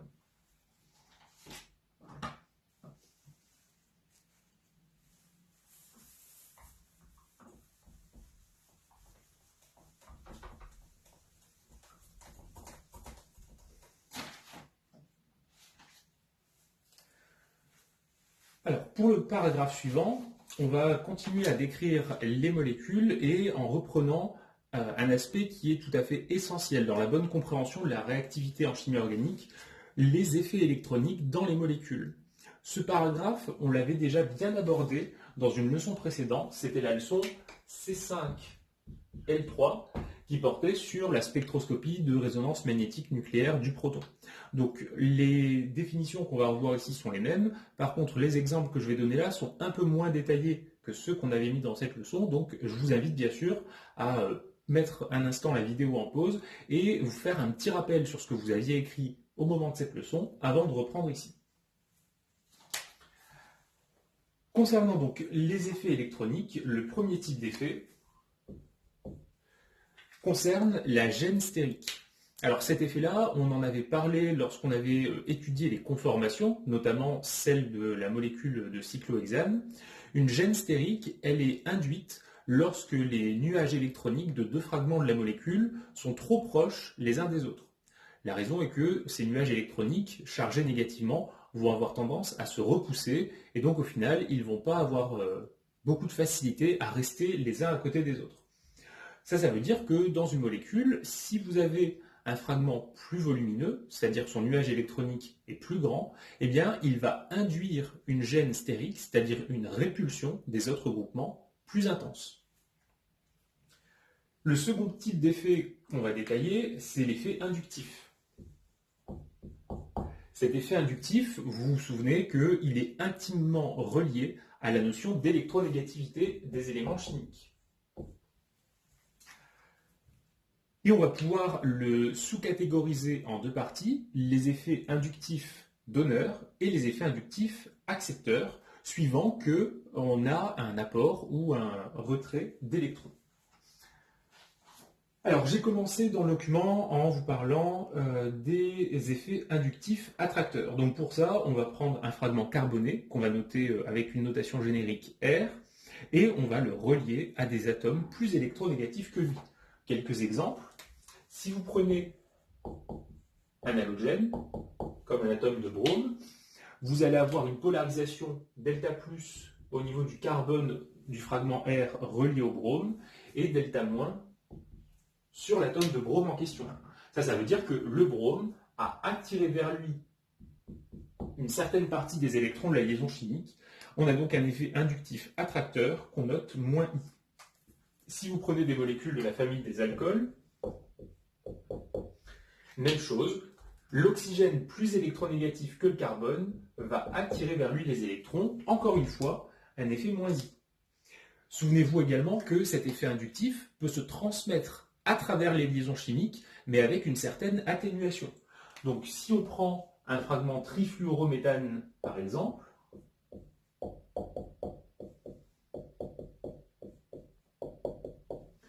ici, chacun des atomes de fluor va attirer vers lui les électrons de la liaison qu'ils font avec l'atome de carbone, et donc ces effets vont se transmettre jusqu'à la liaison qui est ici. Ça veut dire que lorsque vous verrez certains groupements d'atomes, vous pourrez directement dire, lorsque vous aurez dans cette situation un fragment CF3, qu'on a un effet moins I. Donc au début, quand on découvre les choses, c'est bon d'écrire tous les effets électroniques et ensuite d'en déduire l'effet résultant, et vous allez voir qu'à force de faire ce raisonnement, vous pourrez raisonner directement en écrivant ceci. Mais commencez bien sûr par l'étape peut-être un peu fastidieuse, et dès que vous êtes à l'aise avec ça, passez au raisonnement un peu plus rapide. Deuxième type d'effet inductif, un effet donneur, et cette fois-ci, eh bien, ce n'est plus un retrait d'électrons au niveau de l'atome de carbone, mais plutôt un apport d'électrons sur cet atome de carbone. On va encore une fois noter les chaînes carbonées R. Si un fragment carboné est relié à un groupe alkyle, il se passe un effet électronique qu'on peut approximer en première année à un effet inductif donneur, qu'on va noter plus I. Donc là ici, la chaîne alkyle va enrichir légèrement en électrons le fragment R. Et de la même façon, si vous avez des liaisons carbone-métal dans les organométalliques, donc là ici je note Rm avec M, un métal, vous allez avoir un don d'électrons de la part du métal vers le fragment R, et donc un effet inductif donneur. Là ici, je ne l'ai pas réécrit à chaque fois, mais on pourrait placer des charges partielles delta plus, delta moins sur toutes les molécules qu'on a écrites. Et ce qu'il faut garder en tête, c'est que du coup, ces effets inductifs, qu'ils soient attracteurs ou donneurs, vont nous permettre de trouver dans la structure du substrat les sites qui vont être des sites accepteurs ou donneurs d'électrons. Donc ce paragraphe-là, il est absolument indispensable pour la suite. Le troisième type d'effet électronique qu'on va voir maintenant, dans le paragraphe petit c, ce sont les effets mésomères, qui se basent bien sûr sur l'écriture de formules mésomères pour voir ce qui se passe au niveau électronique.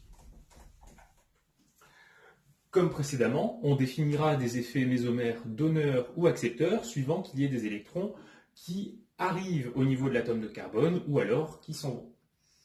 Un exemple, on va considérer la molécule suivante avec, vous le voyez, une fonction alcène sur la gauche et un groupement nitro sur la droite.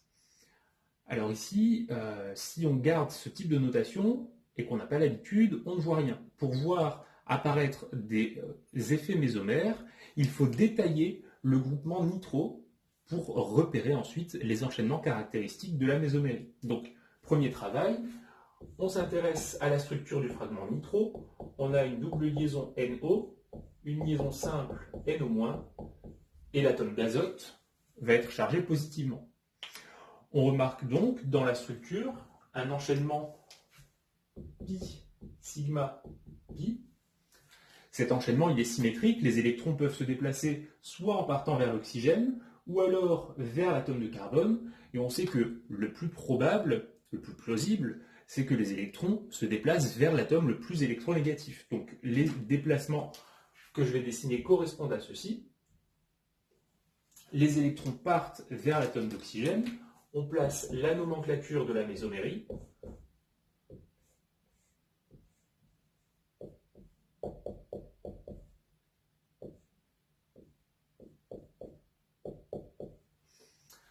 Là ici, l'oxygène du bas récupère une paire électronique, il est chargé négativement. L'azote a 4 liaisons, il ne viole pas la règle de l'octet. Et est-ce qu'au niveau des charges, je suis bon? Initialement, j'avais un plus et un moins, quelque chose d'électriquement neutre. Et sur la droite, j'ai un plus et deux moins. Donc ça veut dire que j'ai oublié un signe plus quelque part. Et en effet, si on regarde la partie gauche de la molécule, le carbone terminal, eh bien, il perd des électrons. Donc là, ici, c'est un fragment CH2. Là, ça reste un fragment CH2. Ça veut dire que ce carbone porte une lacune électronique et également une charge formelle positive.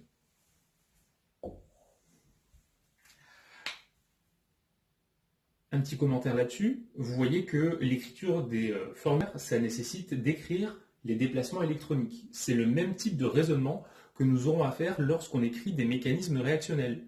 Ça veut donc dire que, avant d'aller plus loin dans cette leçon, si vous n'êtes pas parfaitement à l'aise sur l'écriture des formules mésomères, vous devez d'abord prendre le temps nécessaire de 3 heures pour écrire des formules mésomères encore et encore. Tant que vous n'aurez pas compris ça, vous ne pourrez pas aborder tranquillement la leçon qu'on est en train de faire maintenant. Si on résume maintenant les effets électroniques dans cette molécule, on va regarder l'influence du groupement nitro sur le squelette carboné. On repère qu'à cause des atomes très électronégatifs, les électrons partent vers le fragment nitro. Il a donc un effet attracteur d'électrons par l'écriture de formules mésomères. C'est donc un effet -N. Un second exemple, pour illustrer maintenant un autre type d'effet mésomère, on va prendre la molécule d'anisole.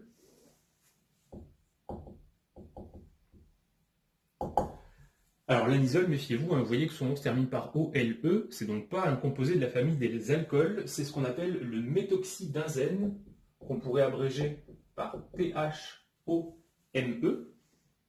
Et là ici, on va essayer d'analyser l'influence du fragment méthoxy, OME, sur le groupe phényl. Pour ça, comme tout à l'heure, si vous gardez ce type de notation, vous ne verrez pas. Et donc, vous êtes dans l'obligation de passer avec une représentation plus détaillée.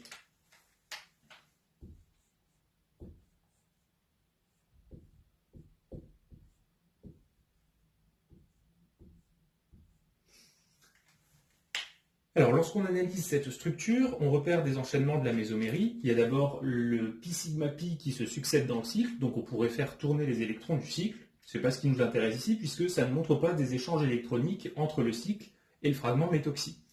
On repère également des enchaînements n sigma pi qui font justement intervenir l'oxygène extérieur et le cycle. Ces enchaînements vont faire se déplacer des électrons depuis l'oxygène vers le cycle. Faites attention aussi, lorsque vous avez ces cycles benzéniques et que vous écrivez un enchaînement n sigma pi, vous ne devez pas faire tourner tous les électrons du cycle.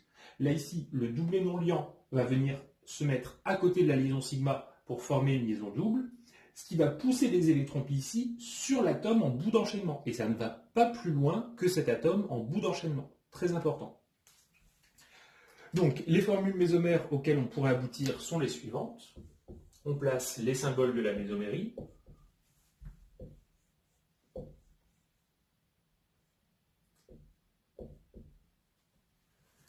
Pour l'atome d'oxygène, il a un doublet non liant qu'on n'a pas touché, donc on le redessine.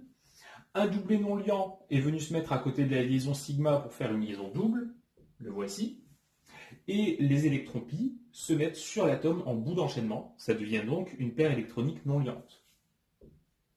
Les autres doubles liaisons à l'intérieur du cycle, on ne les a pour l'instant pas touchées. Et donc, voici ce qu'on obtient. En termes de charge électronique, lorsque vous avez un carbone porteur d'un doublet non liant, c'est équivalent à un carbanion chargé négativement, et lorsqu'un oxygène fait 3 liaisons, il est chargé positivement. Donc là, on pourrait comme ça délocaliser la charge électronique à l'intérieur du cycle, montrant ainsi qu'on a une certaine stabilité de cette charge moins sur le cycle carboné. Là ici, par souci de rapidité, je ne vais pas les écrire. Et on peut conclure avec ce qu'on a mis là sur l'effet du fragment méthoxy, puisqu'on le voit à travers cette flèche verte, il va donner des électrons dans le cycle, et c'est pour ça qu'on a à la fin un cycle porteur d'une charge négative, traduisant cet excès électronique. Par conséquent, on a ici un effet électronique mésomère donneur, plus M.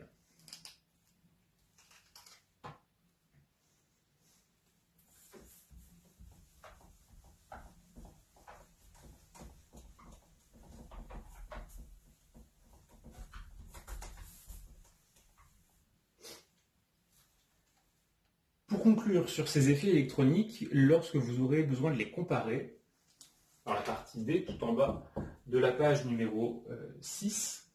Il faut savoir que la plupart du temps, l'effet mésomère est plus intense que l'effet inductif. Sauf pour une famille d'atomes particuliers qui est la famille des halogènes.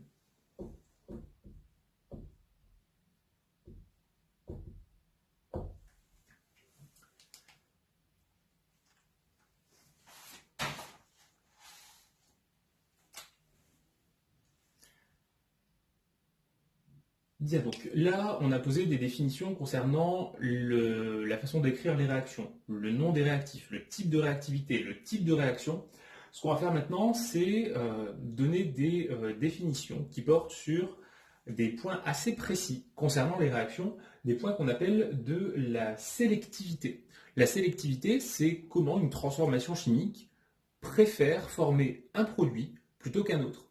Donc la nature impose ce type de préférence. Le chimiste va essayer de les comprendre et une fois qu'on les aura compris, le but c'est de choisir des conditions opératoires particulières pour former le produit qu'on souhaite.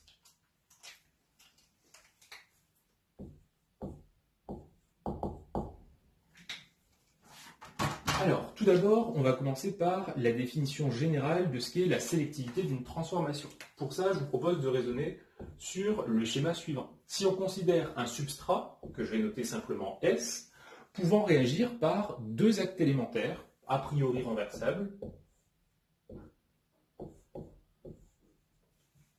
pour donner deux produits qu'on va appeler P1 et P2. Eh bien, si la nature forme P1 et P2 à hauteur de 50% exactement chacun, on dira que la transformation est non sélective. En revanche, si on a un des deux formé préférentiellement, par exemple, si on a 80% du produit P1 contre seulement 20% du produit P2, on pourra dire que cette transformation chimique est une transformation sélective.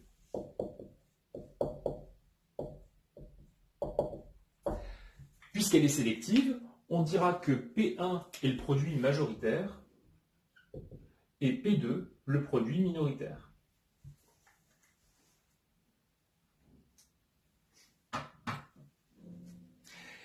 Maintenant, ce qu'on va faire, c'est essayer de détailler les différents aspects de la sélectivité. Et ils se déclinent suivant les différents réactifs, suivant les différents substrats, et suivant l'influence que la réaction peut avoir sur ce substrat.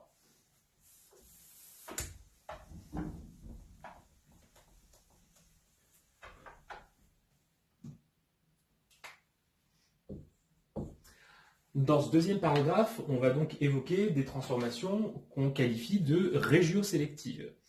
Et je vous ai mis donc la définition. Une transformation va être dite régiosélective si elle peut conduire a priori à plusieurs isomères qui seront des régioisomères, c'est-à-dire des isomères de position, et que l'un d'eux est formé majoritairement. Un exemple de réaction qui n'est pas à connaître, mais qui va juste nous permettre d'illustrer cette définition, concerne l'hydrohalogénation d'un alcène. Donc si on prend un alcène tel que celui-ci, si on avait à le nommer d'ailleurs, bien la chaîne principale serait numérotée 1, 2, 3, en mettant le carbone numéro 1 porteur de la liaison alcène. Ce serait donc un dérivé du propène. Plus précisément, c'est le carbone 1 qui porte la fonction donc du prop 1N. Et on a un méthyle fixé sur le carbone numéro 2, donc ce sera du 2-méthyle prop 1N.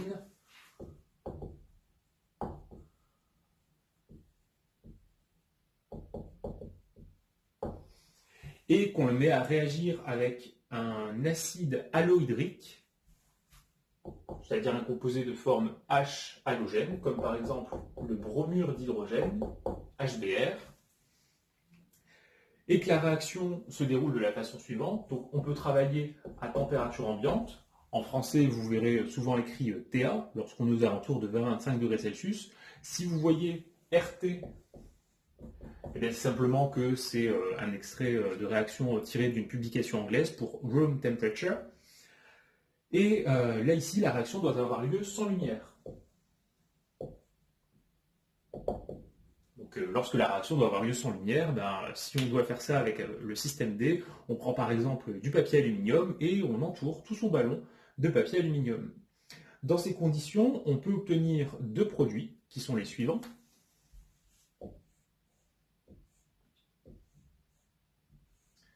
Donc là, pour l'instant, vous voyez que j'ai juste écrit le squelette carboné correspondant à cette molécule. Et la molécule de bromure d'hydrogène peut s'additionner, soit dans un sens, soit dans l'autre. Le brome peut venir se positionner ici, et l'hydrogène là, ou l'inverse.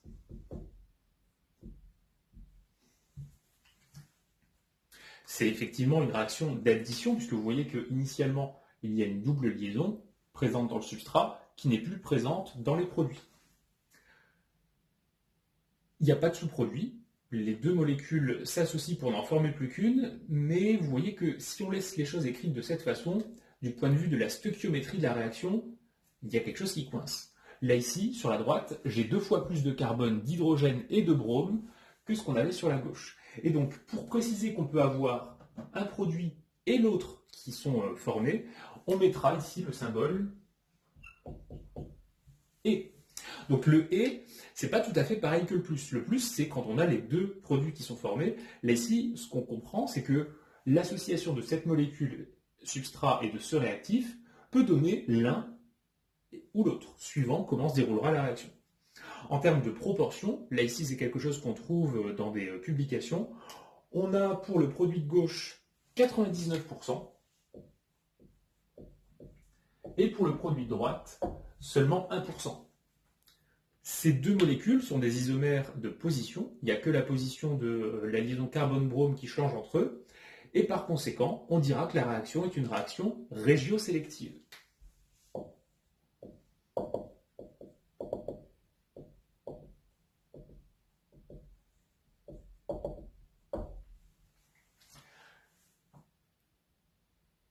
On peut aussi être un petit peu plus sélectif. Si on a a priori deux isomères de position qui peuvent être formés et qu'on a un seul qui va être formé, on peut parler de réaction régiosélective à 100%.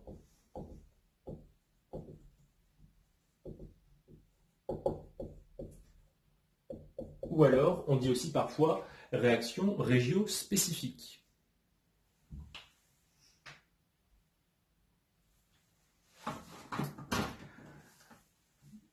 Donc ça, c'est un premier aspect de sélectivité qui porte sur la zone d'attaque du substrat par le réactif.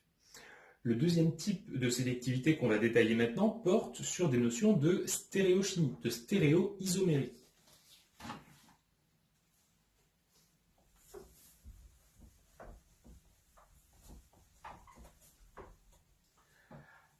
Alors, on dira donc pour le paragraphe petit c, on dira qu'une transformation est stéréosélective si elle peut former a priori plusieurs stéréoisomères et que l'un d'eux est privilégié sur les autres. Un exemple avec une réaction qui est une déshydratation d'alcool, si on prend cet alcool, qu'on appellerait, donc c'est un dérivé du butane, ce serait le butane 2-ol, et qu'on le met à réagir dans un milieu très acide, donc là on prend de l'acide sulfurique concentré, donc on peut prendre le commercial à 96%, et on chauffe, on est susceptible de former deux produits qui sont des alcènes, celui-ci et celui-là. Et du point de vue de la stoichiométrie, si j'ai formé un alcène, il faut également préciser le devenir du fragment OH qui est ici. Eh bien, il se retrouve sous forme d'une molécule d'eau. Donc là, ici, je mets le signe plus, H2O. Concernant le nom de la réaction, je vous ai dit, c'est la déshydratation d'un alcool. Eh bien oui, vous voyez qu'initialement, vous avez un alcool et il a perdu de l'eau. C'est donc bien une réaction de déshydratation. Les deux molécules auxquelles on aboutit sont deux alcènes, un de descripteur stéréochimique E, celui-ci, et l'autre de descripteur stéréochimique Z. Par conséquent, on a ici, entre les deux produits formés, une relation de diastéréoisomérie.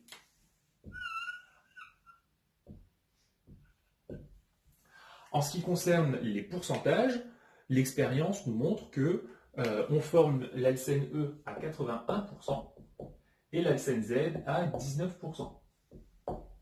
Puisque les deux pourcentages sont différents, on va dire que la réaction est stéréosélective, et on peut même être plus précis que ça, puisque la relation qui existe entre les produits, c'est de la diastéréoisomérie, on peut dire que la réaction est diastéréosélective, c'est-à-dire entre deux diastéréoisomères, elle en favorise un par rapport à l'autre.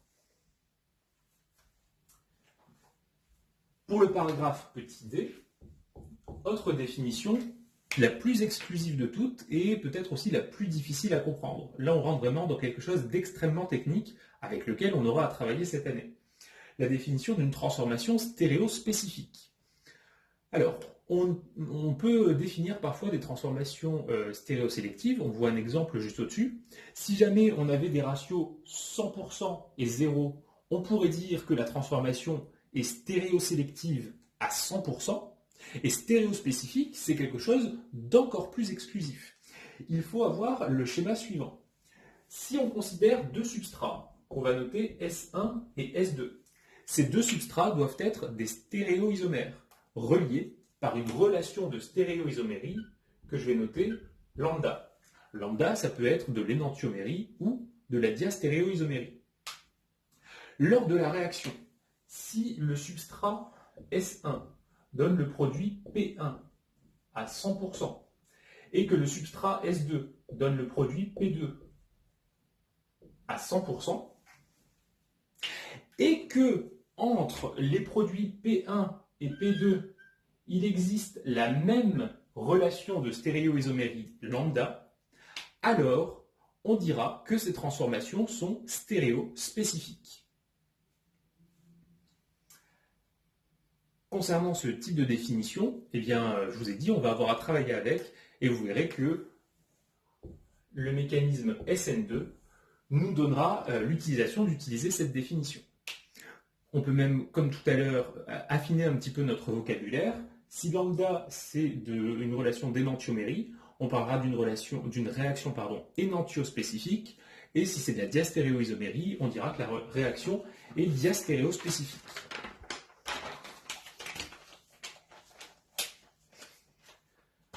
Le dernier type de sélectivité, un petit peu plus facile à comprendre, porte cette fois sur les fonctions chimiques susceptibles de réagir. C'est ce qu'on appelle par conséquent de la chimiosélectivité. Et donc on dira qu'une transformation est chimiosélective si pouvant s'établir a priori sur deux fonctions chimiques, l'une d'elles est favorisée. Pour illustrer ça, je prends le substrat suivant.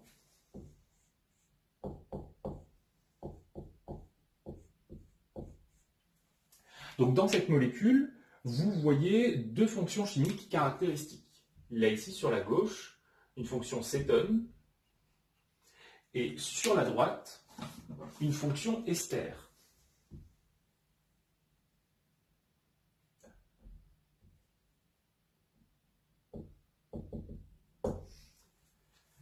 Les cétones, comme les esters, sont des fonctions oxydées. On le voit puisque le carbone porte des atomes d'oxygène, et ces fonctions peuvent être réduites. L'une et l'autre peuvent être réduites jusqu'à atteindre un alcool. On verra ça à la toute fin de l'année dans le dernier chapitre de Chimie Orga. Si on fait la réaction suivante, donc on prend le substrat, on le met en présence de tétrahydroborate de sodium, NaBH4, à hauteur de 0,25 équivalent, et qu'on fait la réaction dans un solvant particulier qui va permettre d'activer NaBH4 qui est le méthanol, eh bien on peut former deux produits. Celui-ci,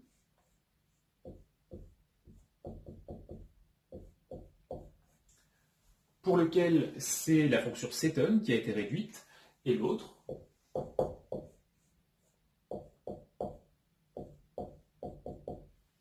pour lequel c'est la fonction ester qui a été réduite. Eh bien, expérimentalement, on s'aperçoit que le produit du bas n'est quasiment pas formé. Donc, mettons qu'on soit ici à 1% pour 99 de celui-ci. Eh bien, on pourra qualifier la réaction de de chimio-sélective, c'est-à-dire que la fonction chimique attaquée préférentiellement, ce sera l'acétone. Et si jamais on avait un ratio 100% contre 0, on pourrait dire que la réaction est chimio-spécifique.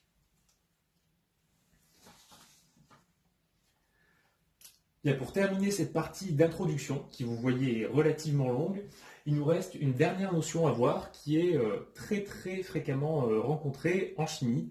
Elle porte sur des notions de produits cinétiques et produits thermodynamiques.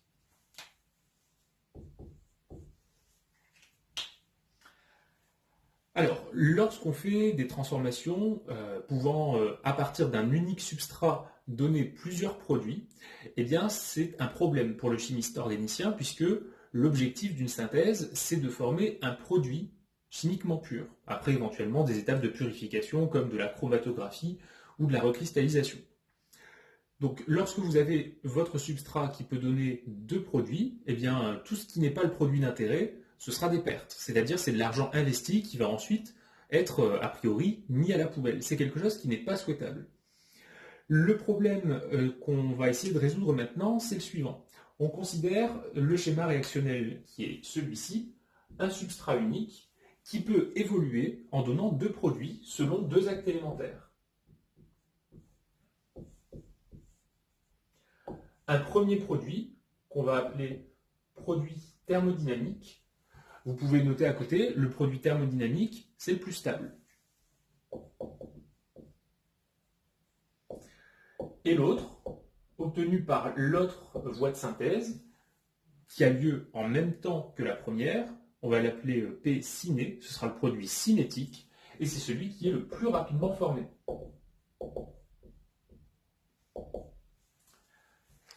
Pour le moment, pour illustrer ce qu'on va dire là-dessus, on va considérer que produit le plus stable et produit le plus rapidement formé sont des entités chimiques différentes.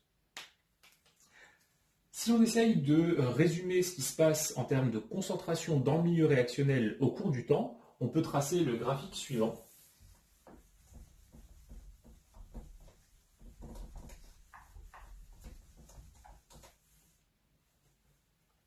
Donc si on trace la concentration des espèces chimiques en fonction du temps,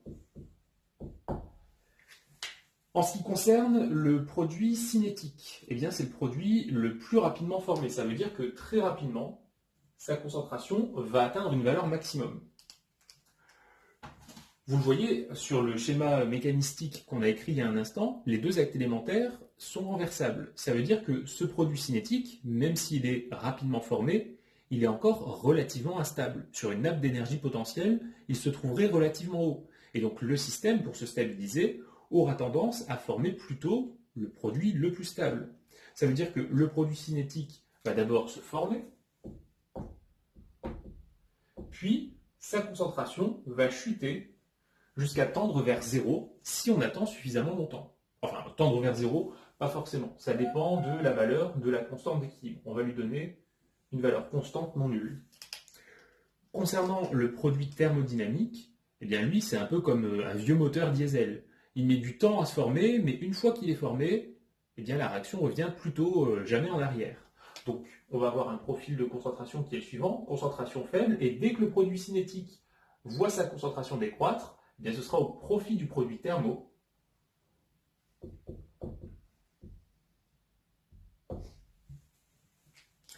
Et ici, si on imagine qu'on a des composés dissous en solution, eh bien le ratio des concentrations de produits thermo et produits cinétiques à l'état final nous permettrait de définir une constante d'équilibre pour une réaction. Si jamais on souhaite récupérer uniquement l'un ou l'autre de ces deux produits, eh bien il va falloir adapter les conditions opératoires. Donc sur le document, vous avez de la place juste en dessous. Je vous ai mis, il faut jouer sur la durée de la réaction et également sur la température.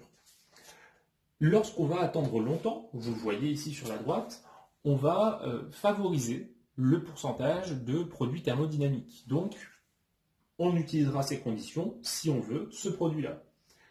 Si on joue sur la température et qu'on veut le produit thermo, eh bien, on va chauffer. Chauffer, ça favorise les équilibres, c'est-à-dire ça va augmenter la vitesse dans le sens direct, mais également dans le sens retour.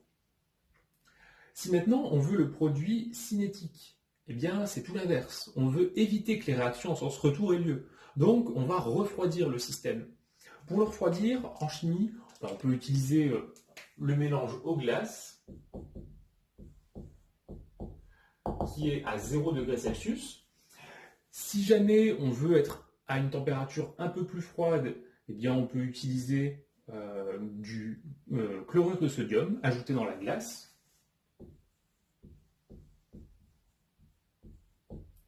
Et on peut descendre comme ça jusqu'à peu près moins 6 degrés Celsius.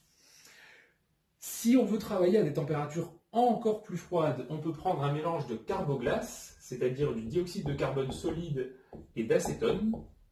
Le mélange carboglace-acétone, il est à moins 56 degrés Celsius.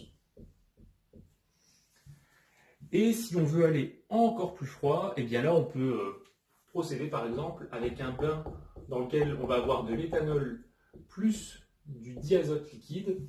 Donc le diazote liquide va permettre de refroidir l'éthanol jusqu'à des températures de moins 80 degrés Celsius relativement facilement. On évitera de mettre directement du diazote liquide au contact du ballon pour éviter les chocs thermiques. Je ne sais pas si certains chimistes se risquent à faire ça. Et donc concernant la façon de procéder, donc sur la gauche, le contrôle thermodynamique.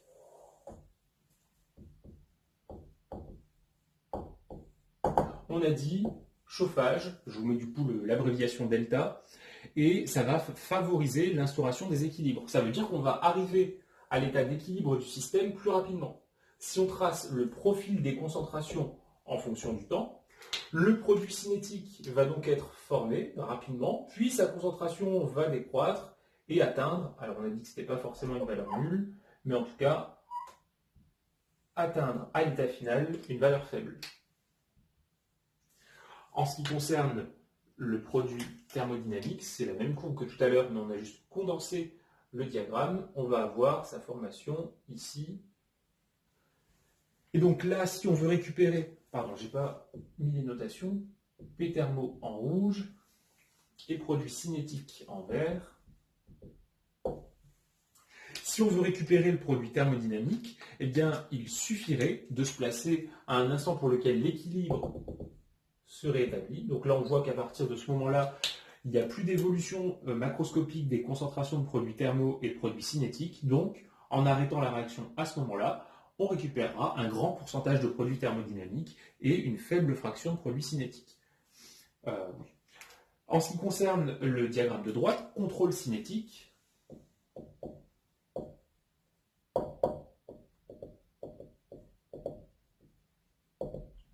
Pour pouvoir obtenir ce type de contrôle, eh bien, on a dit qu'il allait falloir refroidir et également favoriser les temps de réaction courts. Si on refroidit, le diagramme précédent, on va l'étaler suivant l'axe des abscisses, et donc les profils de concentration seront les suivants.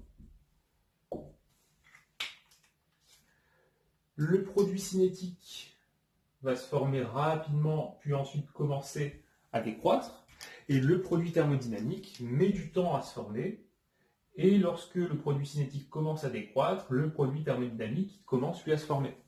Donc si on veut récupérer beaucoup de produits cinétiques, eh bien on se placera à un moment pour lequel on n'a quasiment pas formé de produits thermodynamiques en rouge, et pour lequel on a formé beaucoup de produits cinétiques. Donc si on s'arrête à cet instant, on récupère majoritairement le produit cinétique. Pour conclure sur cette partie, eh bien, ce qu'il faut savoir, c'est que parfois, le produit cinétique, c'est exactement le même que le produit thermodynamique. C'est-à-dire que le produit formé le plus rapidement est aussi le produit le plus stable.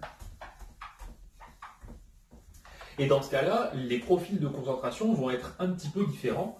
Vous pouvez noter ça tout en bas de la page numéro 8.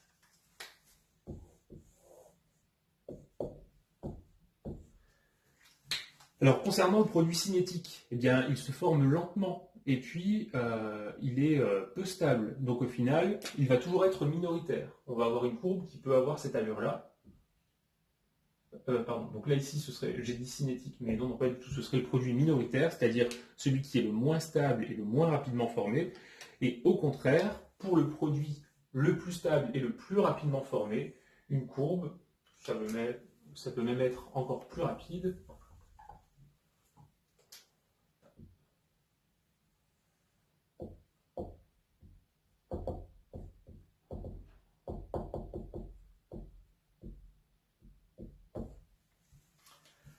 Voici donc ce qu'on obtiendrait comme allure. Donc avec ceci, on termine cette vidéo qui correspond du coup à la première partie de la leçon. Vous voyez que c'est un morceau qui est assez dense. Je pense qu'il y a beaucoup de choses que vous devez apprendre et si jamais vous êtes un petit peu inquiet là-dessus, ne vous affolez pas. Les différentes définitions qu'on va revoir, et puis on va les installer sur des exemples maintenant concrets avec les substitutions nucléophiles mono- et bimoléculaires, l'élimination E2, et on va voir encore et encore les mêmes définitions. Donc pour l'instant, vous avez un grand effort d'apprentissage et de mémorisation surtout pour bien comprendre ce qui va se passer dans la suite.